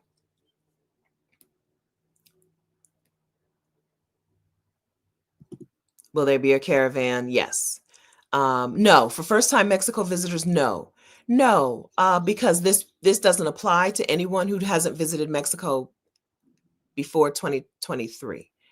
So no caravan for people applying for residency for two or three reasons. Number one, okay, so let me read the whole question. Kim's question was, hi, Kim Khan. Will there be a Mexico caravan to help with applying for temporary residency for first-time Mexico visitors? So you haven't visited Mexico before. Okay, and my answer is no, because you don't qualify for regularization, which is the caravan way. The reason we have to cross the border by land is so we don't get a passport stamp. We have to cross in a personal vehicle so we don't get a passport stamp. If you get a passport stamp into Mexico in 2023, 2024, 2025, you're not eligible for regularization, so that you're disqualified. And so for anyone who hasn't visited Mexico already, the pathway to residency is either marriage or family reunification, which very few of you will probably qualify for, but someone will, or financial solvency. If you apply for residency in Mexico through financial solvency, you have to verify that you have X amount of income or X amount of assets, and you get an appointment at a consulate in the United States. You start at the consulate in the United States. You can start at any country, but your documents are going to be in English, so you might as well start in the US. Start at a consulate in the US. Once you're approved, then you have to fly into Mexico. You have to actually fly in so that you interact with immigration officers to complete the process, and then you go to an immigration office in Mexico. So no caravan if you don't fit the regularization requirements. Yes, there you're there. Hi, Christian.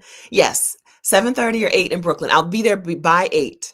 Okay, I won't be there by 7:30, but I will be there by 8 on Tuesday. I'll see you soon. It's up in the community, so I'd let everyone know that if you want to come to the New York City meetup on Tuesday, not the quieter one, but the smaller meetup. Not everyone is into the big ones, right? The smaller meetup is with you, 7:30 or 8 in Brooklyn. The bigger meetup, 5:30. I'll be there early, so I'll be there about 5 in, I guess that's Manhattan. I don't know my boroughs. No, your boroughs. I think it's Manhattan. I like Costa Rica a lot. They're my favorite people in the world. It's just not easy. It's not as easy. You need a car in Costa Rica. You can do it without a car. It's just a little more complicated. Uber exists in Costa Rica. But if you want it, my main concern was I want to go from town to town. I want to be able to get on a bus and go from San Jose, Costa Rica to the beach. You can't really do that. You need to either rent a car or you need to take a tourist van. As a solo person, every time I tried to book a ride from San Jose to the beach, they'd be like, "Oh, we don't have a van going yet, and you're only one person, so we can't take you. If we have a van, you need to call back tomorrow and tomorrow and tomorrow and see if we've booked a van. And then if we have a seat for you, we'll take you." It's not like Mexico where you just get on the bus. Get on the bus. Get on the bus in Mexico. I like Costa Rica, and I'm going back as I have some stuff there. But it's not the easiest place. Meetups in Chicago, probably go to exodussummit.com/community, my plant-based journey. Go to there and go to the events section. If you don't see an event, you can create an event. Anyone can create a meetup. Anyone can host a meetup. You say, "Hey, I'm going to be at this restaurant or this place, this park in this city on this date at this time. Join me." It's pretty simple. Anyone can start a meetup or host a meetup. Anyone can host a meetup, okay? Pick a place, pick a date, pick a time, and invite us. Thank you. I got my nails done in Vietnam, and it's more than 6 weeks old. And the secret is if you get you get them your natural color and just get a design on them, you can't tell how much they've grown out. These designs started here, like they started at the base, but now they've grown out so much. But I think I'm now into design, clear nails with a design so that I can hold on to them for a long time. It's an interpretation. I sent her a picture that wasn't quite this. It's an interpretation of what I asked for. Okay.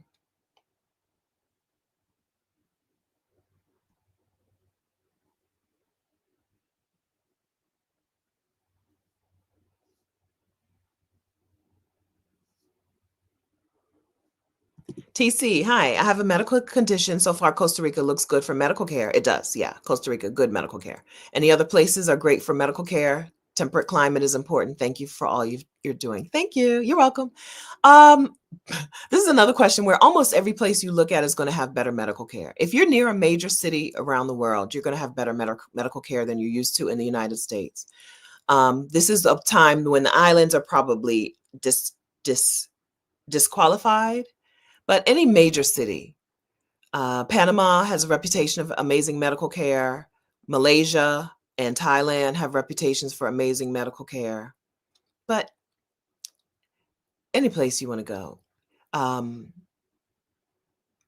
anywhere in Europe, you're going to get amazing medical care. So it's more about, so like you said, temperate climate.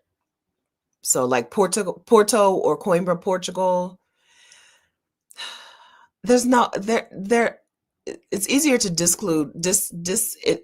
disqualify places than to say here is the place. right? So I would say probably small Caribbean islands, especially if you're saying temperate climate. So probably not the small Caribbean islands, but Europe and parts of Latin America, especially higher altitude Latin America, you're going to get a temperate climate and good healthcare. Very, very good healthcare.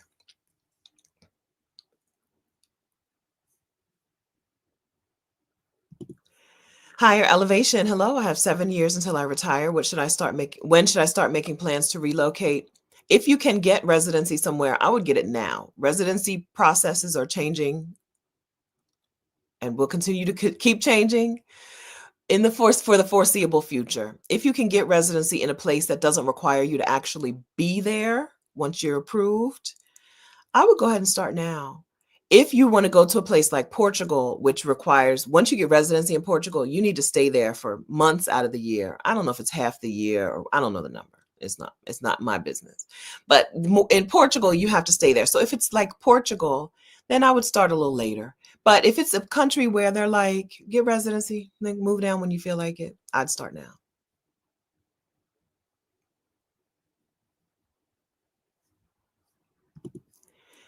Protect privacy. Hi, given the U.S. is offering tariff relief plus military protection in exchange for U.S. dollar devaluation, what U.S. dollar, European, etc. rate would you suggest to plan ahead? How do you navigate dollar fluctuations? I don't know. So me and my homegirls were just talking about, do we make sure we have some money in euros?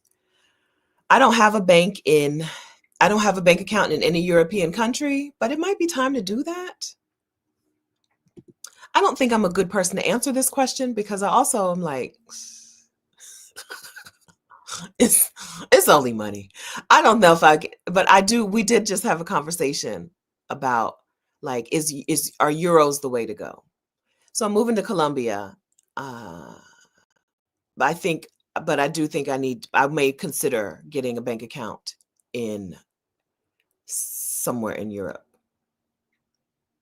and having some money there that can be a little safer. I don't know. I don't think I'm the person to answer that because I'm also like,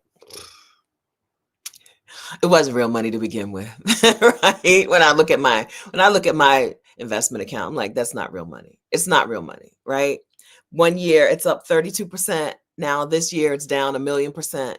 It was never real money. I don't know. Key minds, how long does the process of residency take? For me, it took about 8 hours. Well, first I talked to the facilitator a couple of times. Felicia found the facilitator. I didn't find her. Felicia found the facilitator. I messaged her twice. So we'll put 20 minutes in that box. And then I had to drive to the office for a from San Diego down to the office. So that's a couple hours, an hour. And then sit in the office. I had to make a copy. That's 2 minutes. Make a copy of my passport. And then I had to sit in the immigration office from 9 to about 3 a day. It took me a day. Which is the best for dental work, Costa Rica or Mexico? I don't know that either one of them is worse or better. They're both good.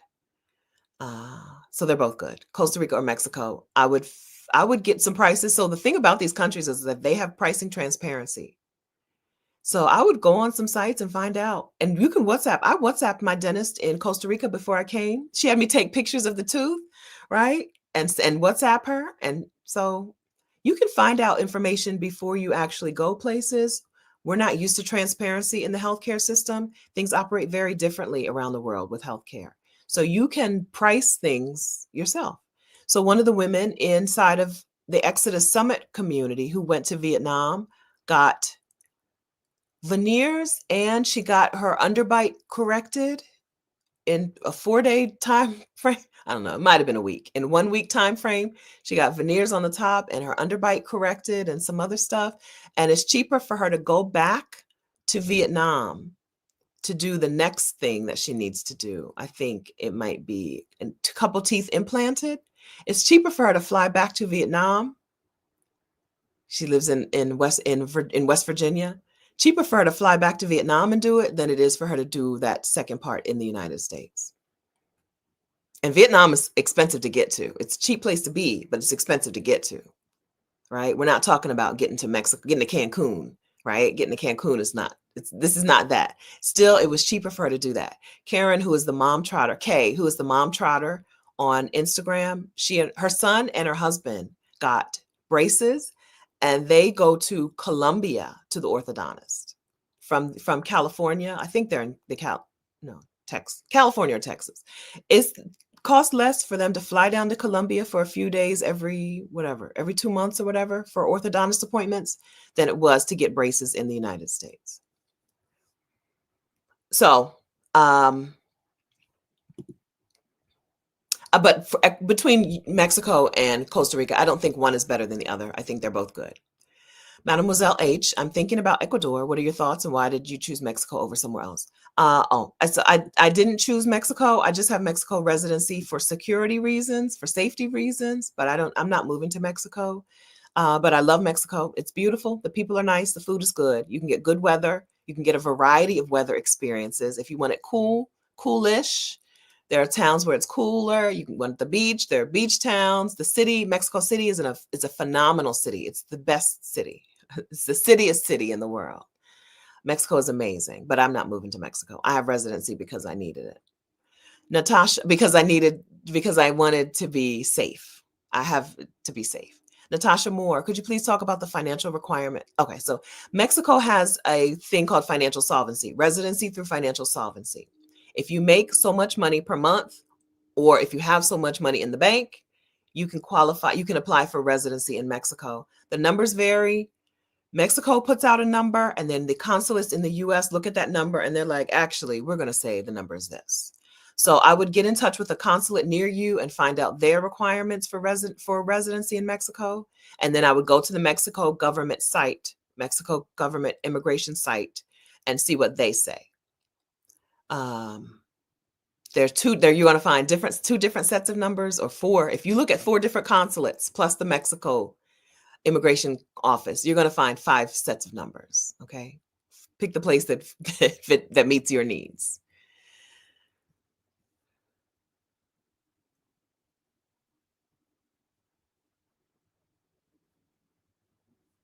I'm scrolling for questions.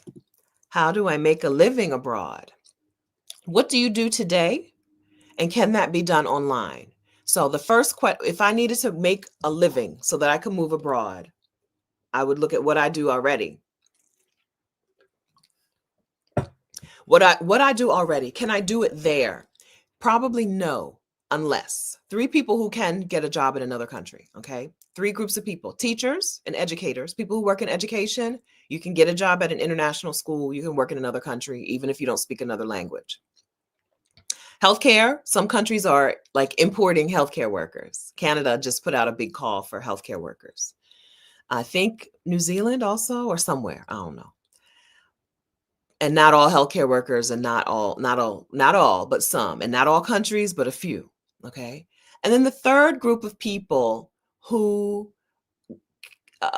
seem to be okay are people who already work for an international company and just can get transferred. Now, if you don't fall into one of those categories, which I did not, I was a hospital pharmacy technician, but nobody's hiring pharmacy techs. You can get a pharmacy, it's not like I was a brain surgeon. Excuse me. So nobody's hiring pharmacy techs abroad, as far as I know. Then the question becomes, can I do this thing online? Turns out there are pharmacy techs who work online for insurance companies, but sometimes they don't allow you to be anywhere in the world. So question number 3, I think we're on number 3, is, can I do it from anywhere in the world?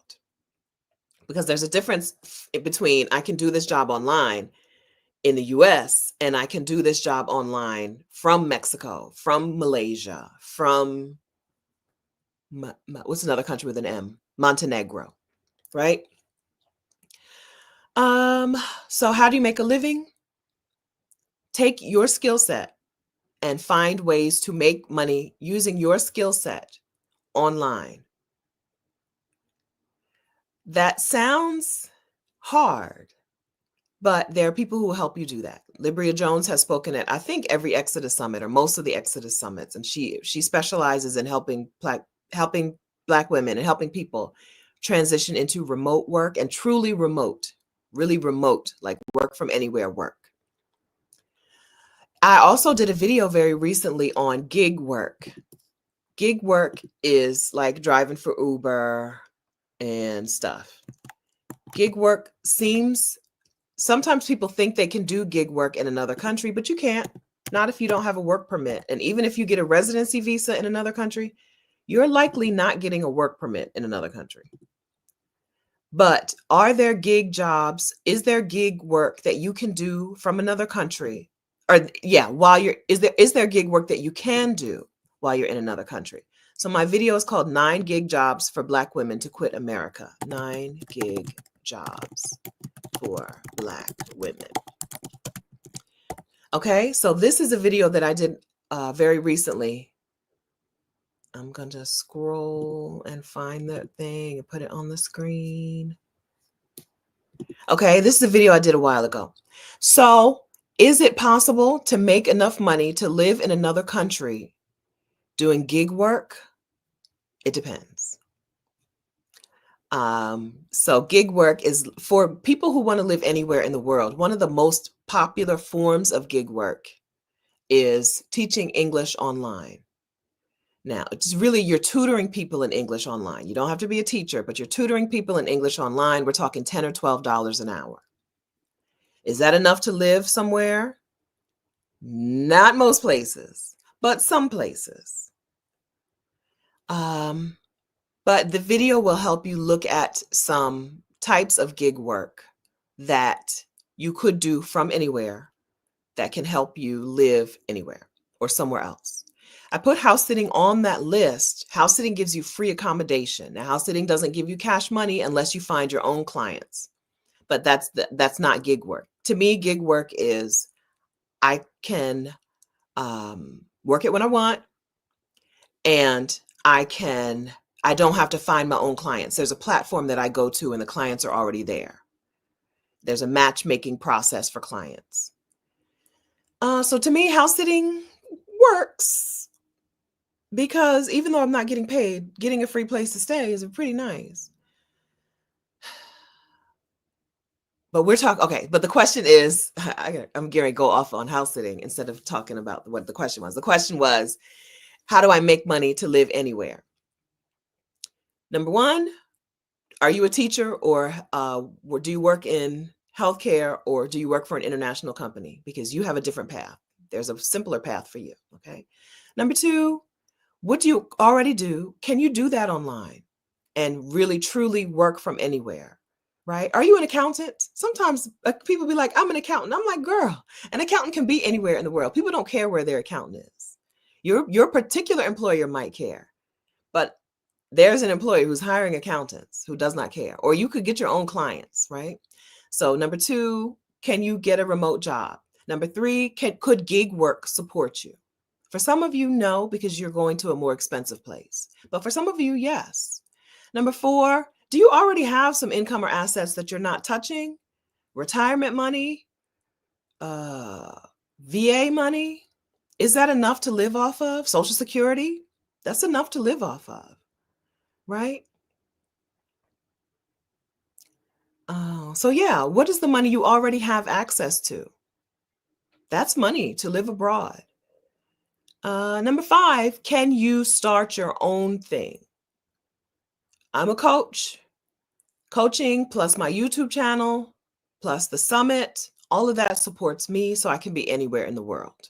My YouTube channel took, June 2019 to February 2021 or 2020. June 2019 to February 2021. That's how long it took for my channel to support me as a house sitter, right? With minimal expenses, as a solo person who house sat and had minimal expenses. It took me that long for my YouTube channel to support me. I'm not saying your YouTube channel is going to support you that quickly because, some of you aren't going to make videos. You might start a channel and you're never going to make videos. I'm just telling you what I did. But my virtual assistant business never did support me. Frankly, my virtual assistant business, but I know things I didn't know then. I'm forgetting what I'm talking about. Can you start your own thing? I'm getting a little hungry. Let me drink some water. Can you start your own thing? Is there a business? Is there a way that you can make money online, right? Kat, who is Rebloom Room, is an editor for podcasts, right? So she has her own podcast, but she also edits other people's podcasts, and she's like a podcast manager and editor. Is there something that you can do that will make money for you? So that's what, 5 different ways to make money to live abroad. What I didn't say was go to another country and look for a job. That's not going to work out for you. Okay? Unless you're a teacher, or unless you're a, what did I say? Healthcare worker. And even those, you have to have the job before you move. So move to another country and look for a job is not going to work for you. It's not going to work unless you have a work permit in that country already. It's not going to work. But how do you make money to live somewhere else? One of those ways, or a combination of those ways. If gig work, and if you think the place you're going to, you can support yourself on gig work, go ahead and watch my video. You can put some things together. If you think you do something that could be remote, you just need to find the right job, use the resources. Libria Jones is a phenomenal resource. If you are on Social Security, or what's it called? Pension, veterans disability money or something, then you need to just find some places where that money is enough. I think most people on Social Security is $1,500 a month for most people, something like that. Did I read that? Just go find a place where that's enough. That's what I would personally do. And then, okay, Empress Wanderlust is giving us another suggestion: making money from the home that you own. That's a money maker. You rent or lease your assets. If you have some assets, a home or something, rent them out, lease them out, sell them.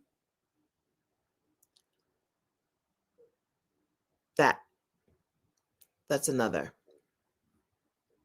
another way. So we're at six ways to make money to move abroad. Exodus Summit 2024 was called Move Abroad Money. Exodus Summit 2022 was called Move Abroad Money. It was a virtual conference where we brought in speakers to teach you how to make money the way that they make money, right? We had Joanna, who's a doctor who works part-time, like part of the year. She comes into the US to work for a few months. She stacks that money and then she leaves the US and spends the money. Then she comes back and forth, back and forth. We had teacher Jade, who teaches things online, who teaches people how to teach stuff online, not just teaching English, but teaching whatever you know, right? One of her best students had a course or a class on how to cook an egg, 30 ways to cook an egg or something like that, right? How to teach something you know online. We had sessions on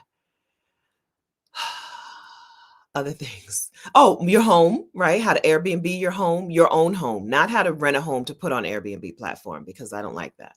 But how to make money from your own home, right? If you don't like Airbnb anymore, that's fine. VRBO and Marriott Vacations, and there's some other options. But how to make money from your home. So if you're interested in learning specifically ways to make money to live in another country, I would look at the sessions from the Move Abroad Money Summit. exodussummit.com/2022. I think I'm supposed to put /money because I'm supposed to not call it the 2022 summit. I'm supposed to call it the Money Summit. If you click on this link, let me know if it takes you there.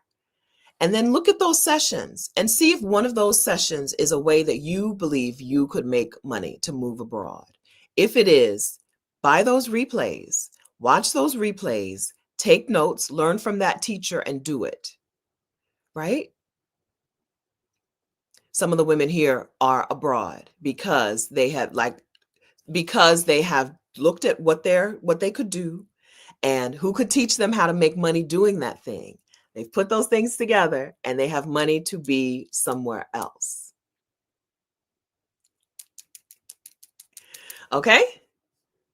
All right. I know how to house sit. And so I have started this channel and I started teaching women how to house sit. House Sitter School supported me before we even started Exodus Summit, I think. House Sitter School and one-on-one coaching calls on how to become a house sitter were my first real ways to support myself, right? Because my VA business, it didn't work. Although there are virtual assistants who are out supporting themselves in the world. I hope that that was a helpful answer to your question on how to make money to leave the country. It's not, again, so even though I called this Ask Me Your Questions, a lot of the answers are the very same, right? It's individual. It depends. But here's my best suggestion, right? I know my answers have, for most of you, have been, it depends. But then I've also given you an answer because that's how I do things. I will make up an answer.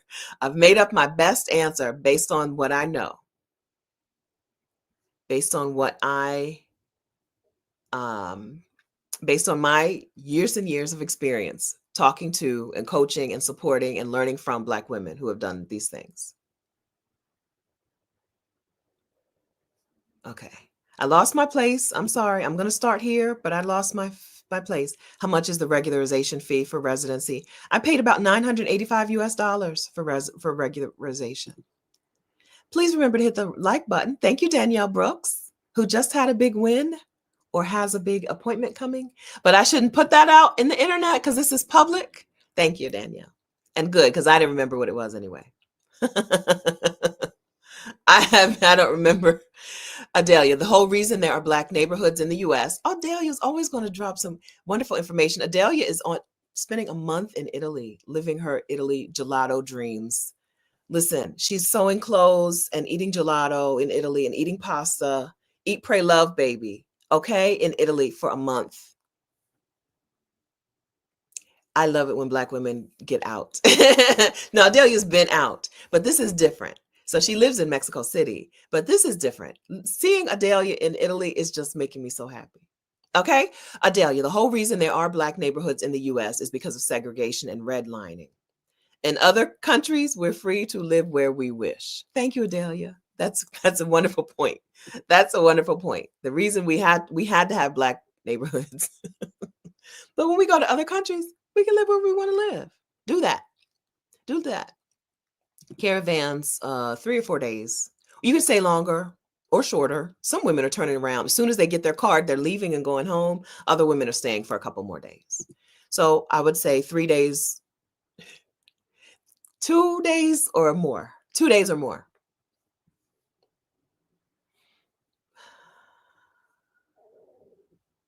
Hi, Tabitha Fletcher. I'm 23 years old and do not have much savings. Do you have any advice? My advice is always going to be to make more money, right? Take your skill set, whatever it is, whatever you do, and make sure that you're making more money. Make sure that you're making the most. But also, lowering expenses has been phenomenal for me.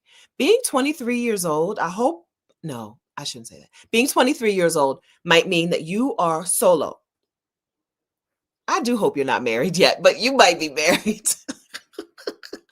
Being 23 years old might mean that you're solo. So be free out in the world. It's okay to be broke out in the world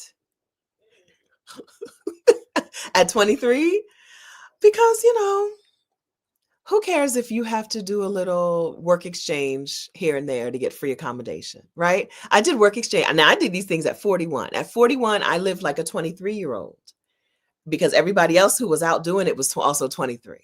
At 41, I quit my job. I had a little bit of savings. No, not a little bit. I had $14,000 saved.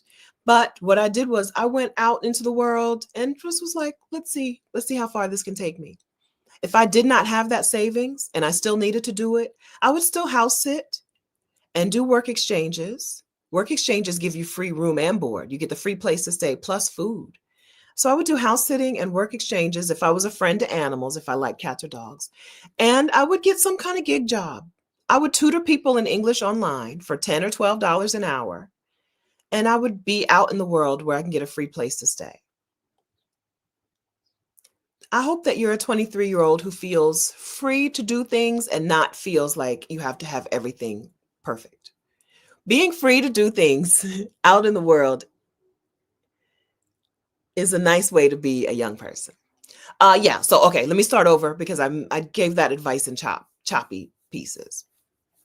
If I was 23 years old today and I had no savings and I wanted to leave the United States and I liked pets, I would get on Trusted House Sitters and I would start house sitting because that's a free place to stay. That cuts in half or more how much money you need. I would get house sitting and I would just be a house sitter. Okay. I would also pick up a gig job, maybe tutoring people in English online, or maybe, yeah, right, for that $10 or $12 an hour so I could eat.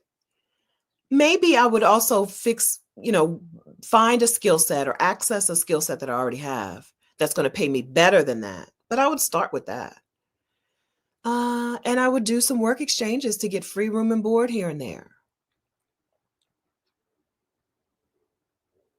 If you already, Tabitha, do something that you can do remotely, I would work on getting a remote job.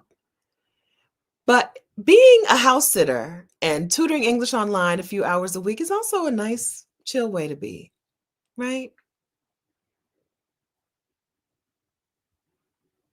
At 41, I lived like a 23-year-old, and that's what I did. And it was nice. It was nice. Yeah. And then if you want to start working on ways to make better money, seriously, go to look at Exodus Summit 2022 sessions, exodussummit.com/money, and see if any one of those stand out to you. Not all of them, but anyone. Look at the list of replays and see if one of those stand out. We had tutoring English. Let me look. exodussummit.com/money. Let me make sure that's the right link first of all. Yeah, okay. So watch replays, and then will it show me the list of replays?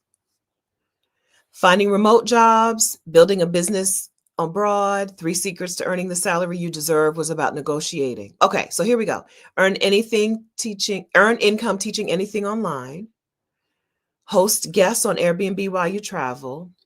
Real estate investing without being a landlord. Create your trading plan. So this is for trading. Taxes, we had taxes. And Adelia's session was how much is really enough? How to put a price tag on your dream. Work abroad for an international company. Freelance Writing 101 with Jessica Poitvien. Rashida's session on basically coaching, making money from the knowledge, skills, and talents you already have.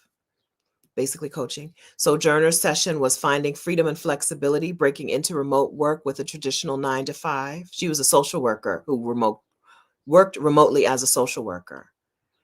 Subscription business model for content creators with Felicia Jones. Running a travel business with Kimberly West. E-commerce with Andiswa. If one of those sounds like this is something I'm wanting to do, then I would go there. If none of those sound interesting to you and you don't have any idea how to make money online and you're 23 years old, tutor English, you're a native English speaker, tutor people in English online, house sit, take care of people's pets and homes, and do some work exchanges through Workaway, and be free out in the world with your friends. Find some friends who are going to do it and be free. If you don't have any friends yet who are like that, join the Exodus Summit Facebook community, exodussummit.com/community. Join the Exodus Summit Facebook community and you'll meet some. Okay. If you don't know anybody yet who's into that who can go with you, you'll find them there. Jennifer, where's the New York City meetup info? Go to events. In the Facebook group, go to events. They're both on Tuesday. Okay, what time is it? Oh my gosh, 2 hours. Okay, let me close this up.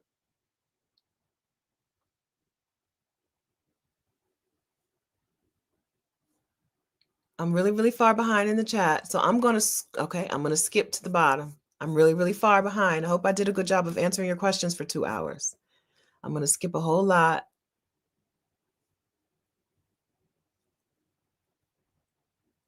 Yeah, if you were in Mexico in 2021 and you also got a passport stamp into Mexico in 2024, you no longer qualify. That's a new rule that changed just the 2 days after we went, right? Yes, that's correct. Not for, you don't qualify for residency through regularization. You would have to go one of the other routes, either financial solvency or family reunification or something. Do I have any? Hey, Kunzingiata, Kunzaki. No, I'm sorry. I can't do it. Kazun, Kuzingatia. I'm sorry. I can't do that. I can't get it right. I can't get it right. I usually am pretty good at reading screen names, but today, this one, you got me. You tricked me. You got not tricked me, but you beat me. Do you have videos or blogs on your house sitter school creation journey? No. Maybe I need to make one. I have a second channel called Stephanie Perry Media where I'm supposed to do behind the scenes stuff. So let me take a screenshot of that because no, I've never done that. Thank you. I will. If you subscribe to my other channel, which is Stephanie Perry Media, keep your eyes open for that.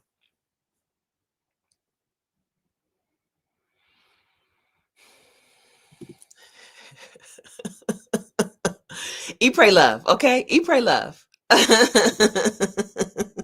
Adelia's out here doing it. Okay? Eating gelato and pasta. Jazzy wants to know what time you're going live, Adelia. Adelia had a poll the other day on what time we want to change her lives to while she's in Italy. She said, I literally just walked back in from my daily visit to the gelato shop. Yes. Live. We have to decide what we want for ourselves. What does life look like in my dreams? And then we have to get ourselves to that dream. It's worth it. It's scary. It's scary leaving behind a life that's okay. It's okay. It's scary to leave that behind for possibilities, but we got to live that dream. Because listen, everything ends, including you. Okay? One day you will be over. One day I will be over. I will end. We got to live. It feels really good. It feels really good, especially when you can be present in that moment, when you can recognize, this was my dream. I'm living my dream. It's worth it. Okay? The eclectic queer. I'm lowering expenses. That's what I'm working on. Yeah, I think they can go hand in hand. Not everyone can lower their expenses, right? Some of you have already done that. We're at a point in this economy where some of you have already done that. But maybe that means you go to another country and lower your expenses some more. Yeah, they go hand in hand. Yeah, May Caravan and April and May caravans.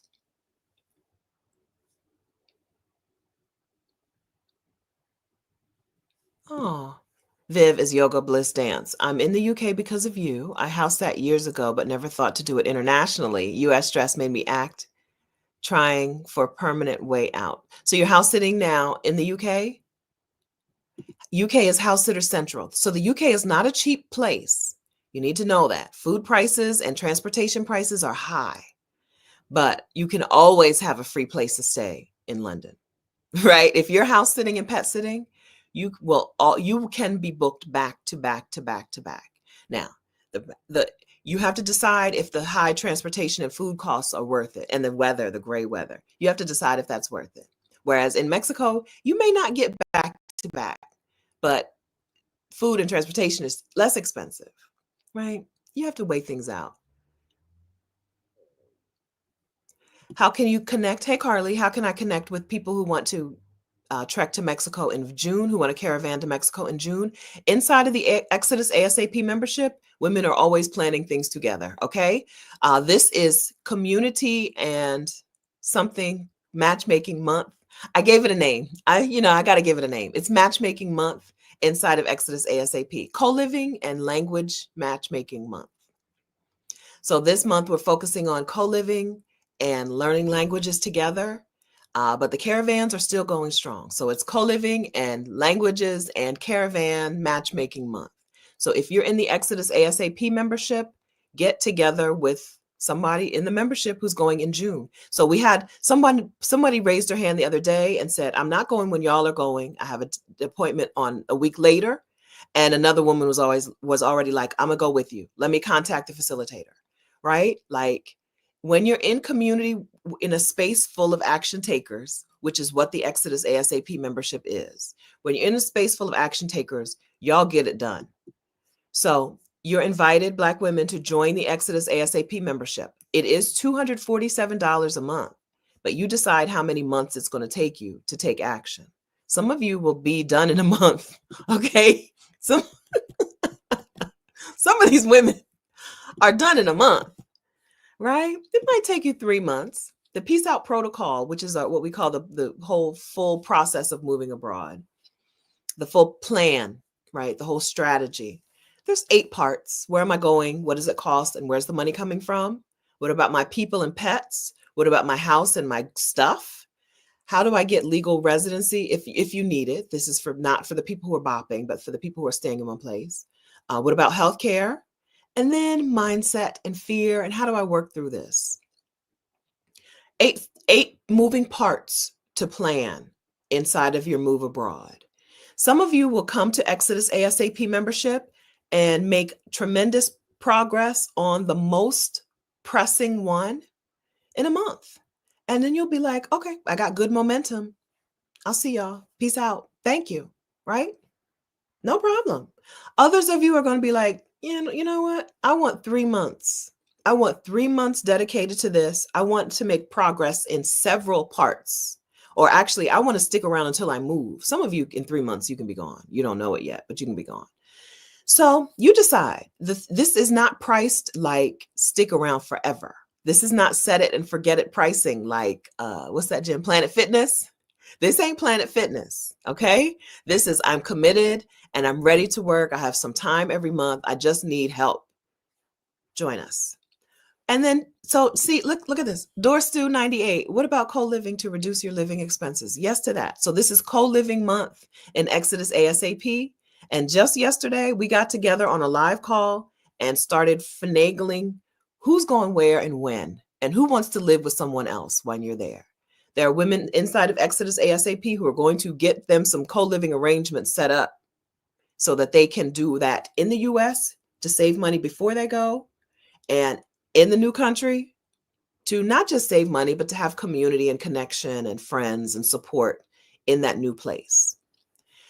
So Exodus A.S.A.P. co-living month. It's co-living. What did I say it was? Co-living and language matchmaking month. We're doing all of that. And caravan. All of that this month. That's what our focus is on. Okay. We took the feet pick session down. Okay. We took the feet pick session down because, hey, Latina, do you miss me? I ask Latina that all the time. Do you miss me? We took it down because the 2 women who hosted the session aren't doing coaching, and women keep asking us, how do I get in touch with her? How do I get in touch with her? How do I get in touch with her? So it's no longer included. It's down. You won't see it. When you look at the list of replays, it's down. Okay. Sorry. But both of the women we had a session on feet pics and phone sex, and both of the women are not coaching as far as I can tell. And our inbox could not handle it.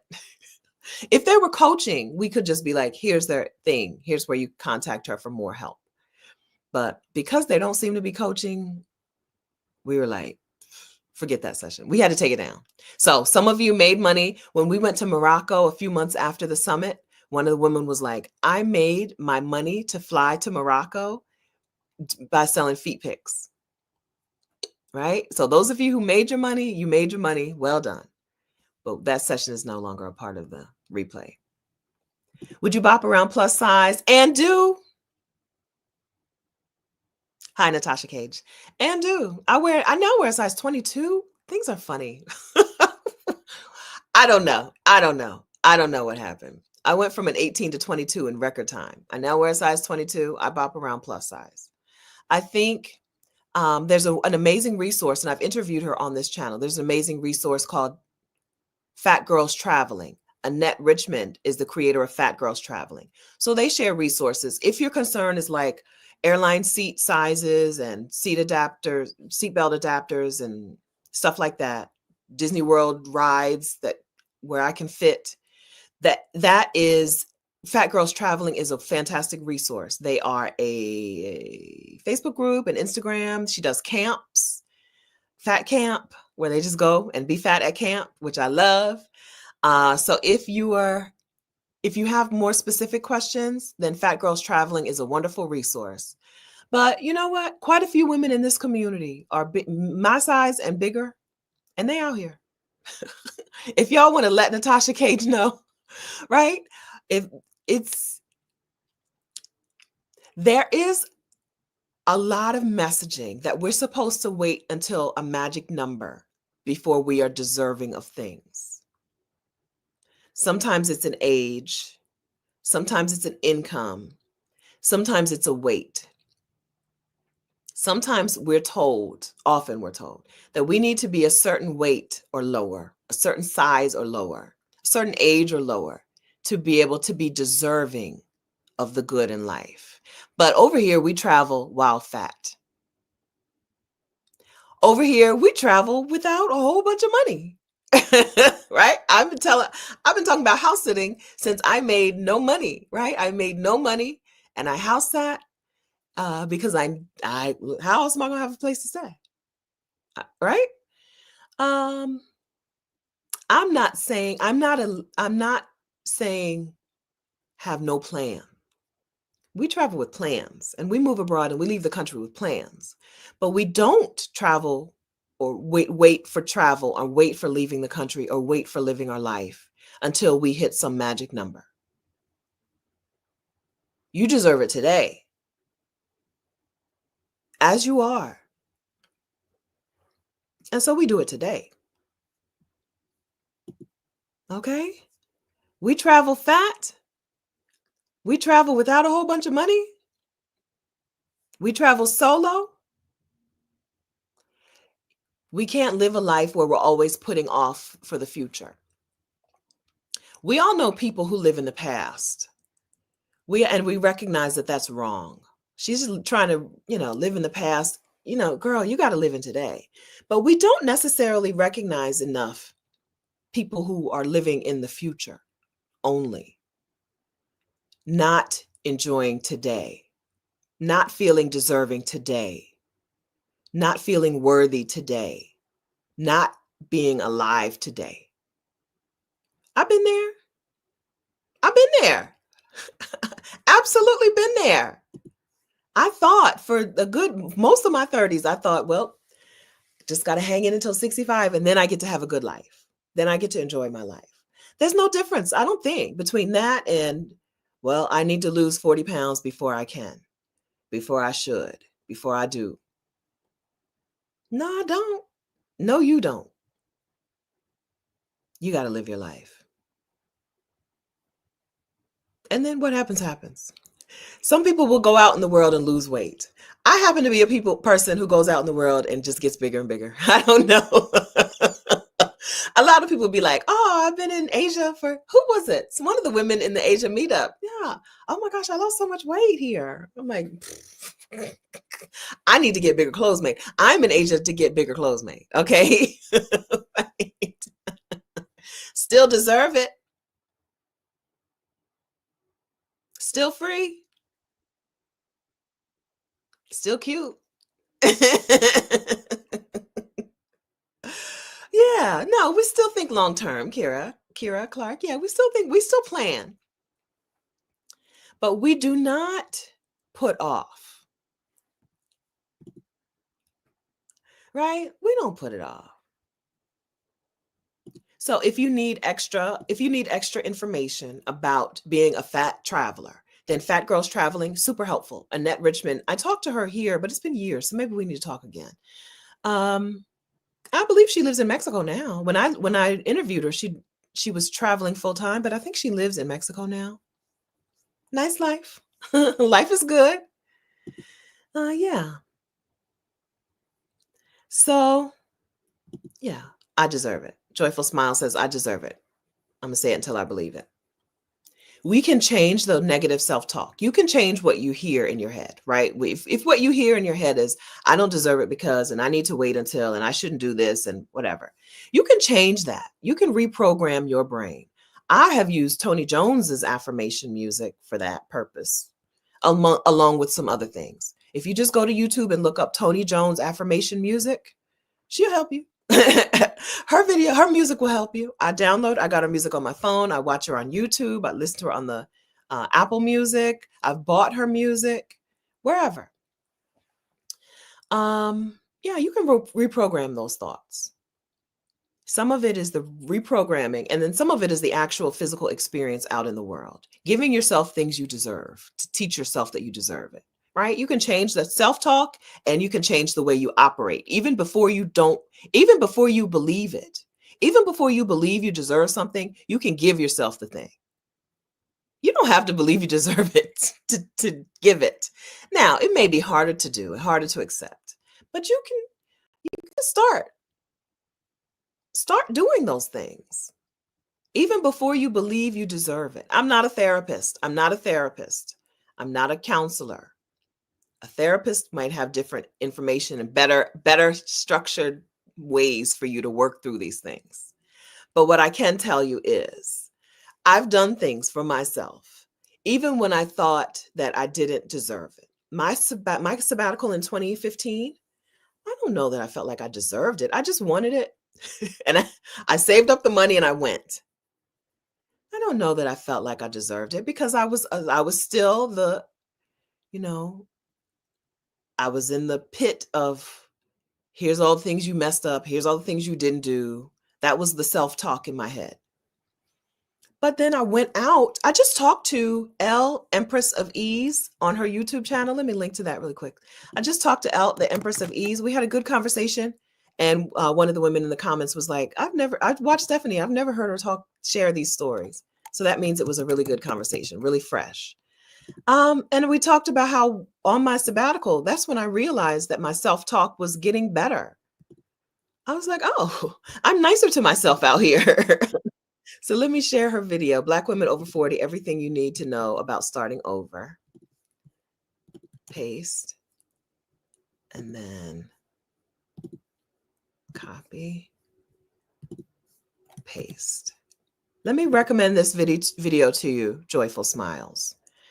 It was a really nice conversation. Elle is a coach and a life, I don't know if she calls herself a life coach, but she is a coach who is very helpful, who might be helpful for you.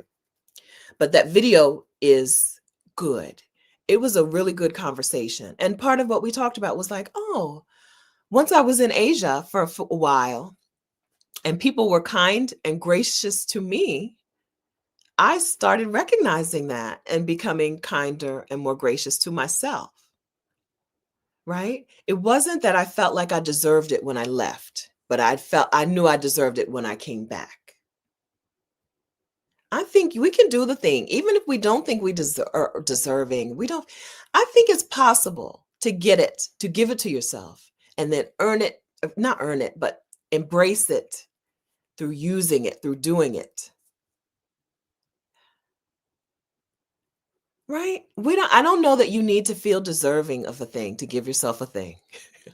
Because you can feel deserving of it by in the giving. I don't know if I'm saying this well, but you seem to be okay with what I'm saying. Okay, thank you. I just turned 44. I wanted to move 10 years ago and kept waiting for everything to be perfect. Watch that video. You'll like that conversation. Everybody, you can go over there now. Watch that conversation. You'll like it. It was really good. Ms. Maya, how to transition back to the US after a sabbatical. Yes. Who has talked about that? I wish I could point you somewhere. We just talked about the 2025 summit, and we just put that on our list of sessions that we would like to have. If anybody in the chat, let's see, who has talked about that? It's difficult. It's not often done. Often, even when a woman leaves thinking she's coming back, she often does not come back. It's that good out there. Uh, we'll have to work on that. We'll have to find something. Lori says, fake it till you make it. I'm a fake it till you make it girl in this regard, right? Not in things that are going to impact other people. You have to already know what you're doing when it comes to other people. But if it's you and your family, y'all can fake it. You can fake feeling, you can fake the deservingness until you actually feel deserving. It changed the baseline in my life. Taking that year for me changed the baseline of what my life looks like. And then every time I do something a little different, we use the term elevated, but higher. I don't know. To me, elevated is different than higher. But every time I do something for a higher, my baseline is now raised. And this is the minimum, right? This is the minimum now. We can do that. We can do that. You're welcome, Z. Yeah, we can raise the baseline in our lives, in our brains, in our minds with our self-talk. Yeah. Veterans Art Therapy Worldwide. How did you know I needed to start over? It's like you've been reading my journal. This is my journal, girl. I've done it. I've done it. I needed it. I needed to start over. If I didn't start over, I was drowning. I was sinking. I needed it. I know. One of my best qualities is that I don't think I'm exceptional. I know if I've experienced it, so has somebody else. If I'm going through it, so is somebody else. And I think that's really helped me appear like I'm reading your journal. Also, I can see the future a little bit. Also, I can a little bit see the future. But yeah, it's me, it's you, it's us, it's everyone. That is a human experience. It is a particularly Black woman experience to be like, I did all of this, but I didn't want it. Or maybe I did, but I don't want it anymore. Now what? Very common. Okay. Adelia says Rashida interviewed someone about returning after a sabbatical.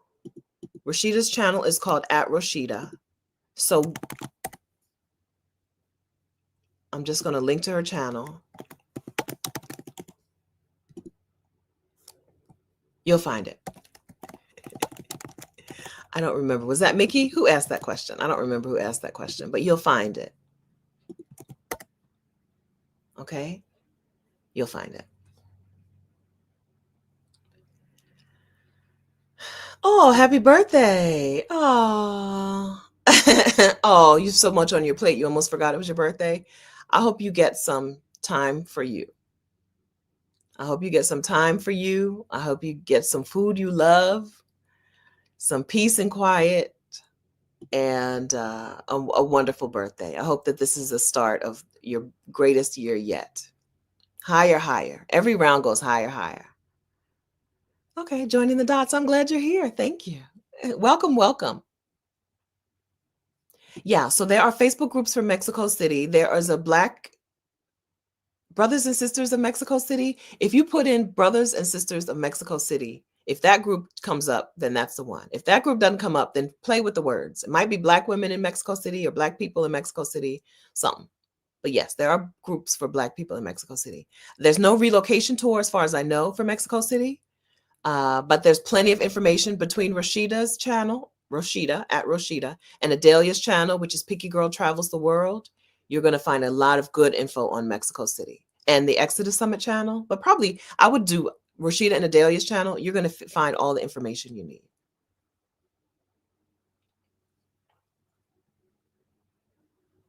Okay. I know I said we're closing out, and that was 24 minutes ago. Okay.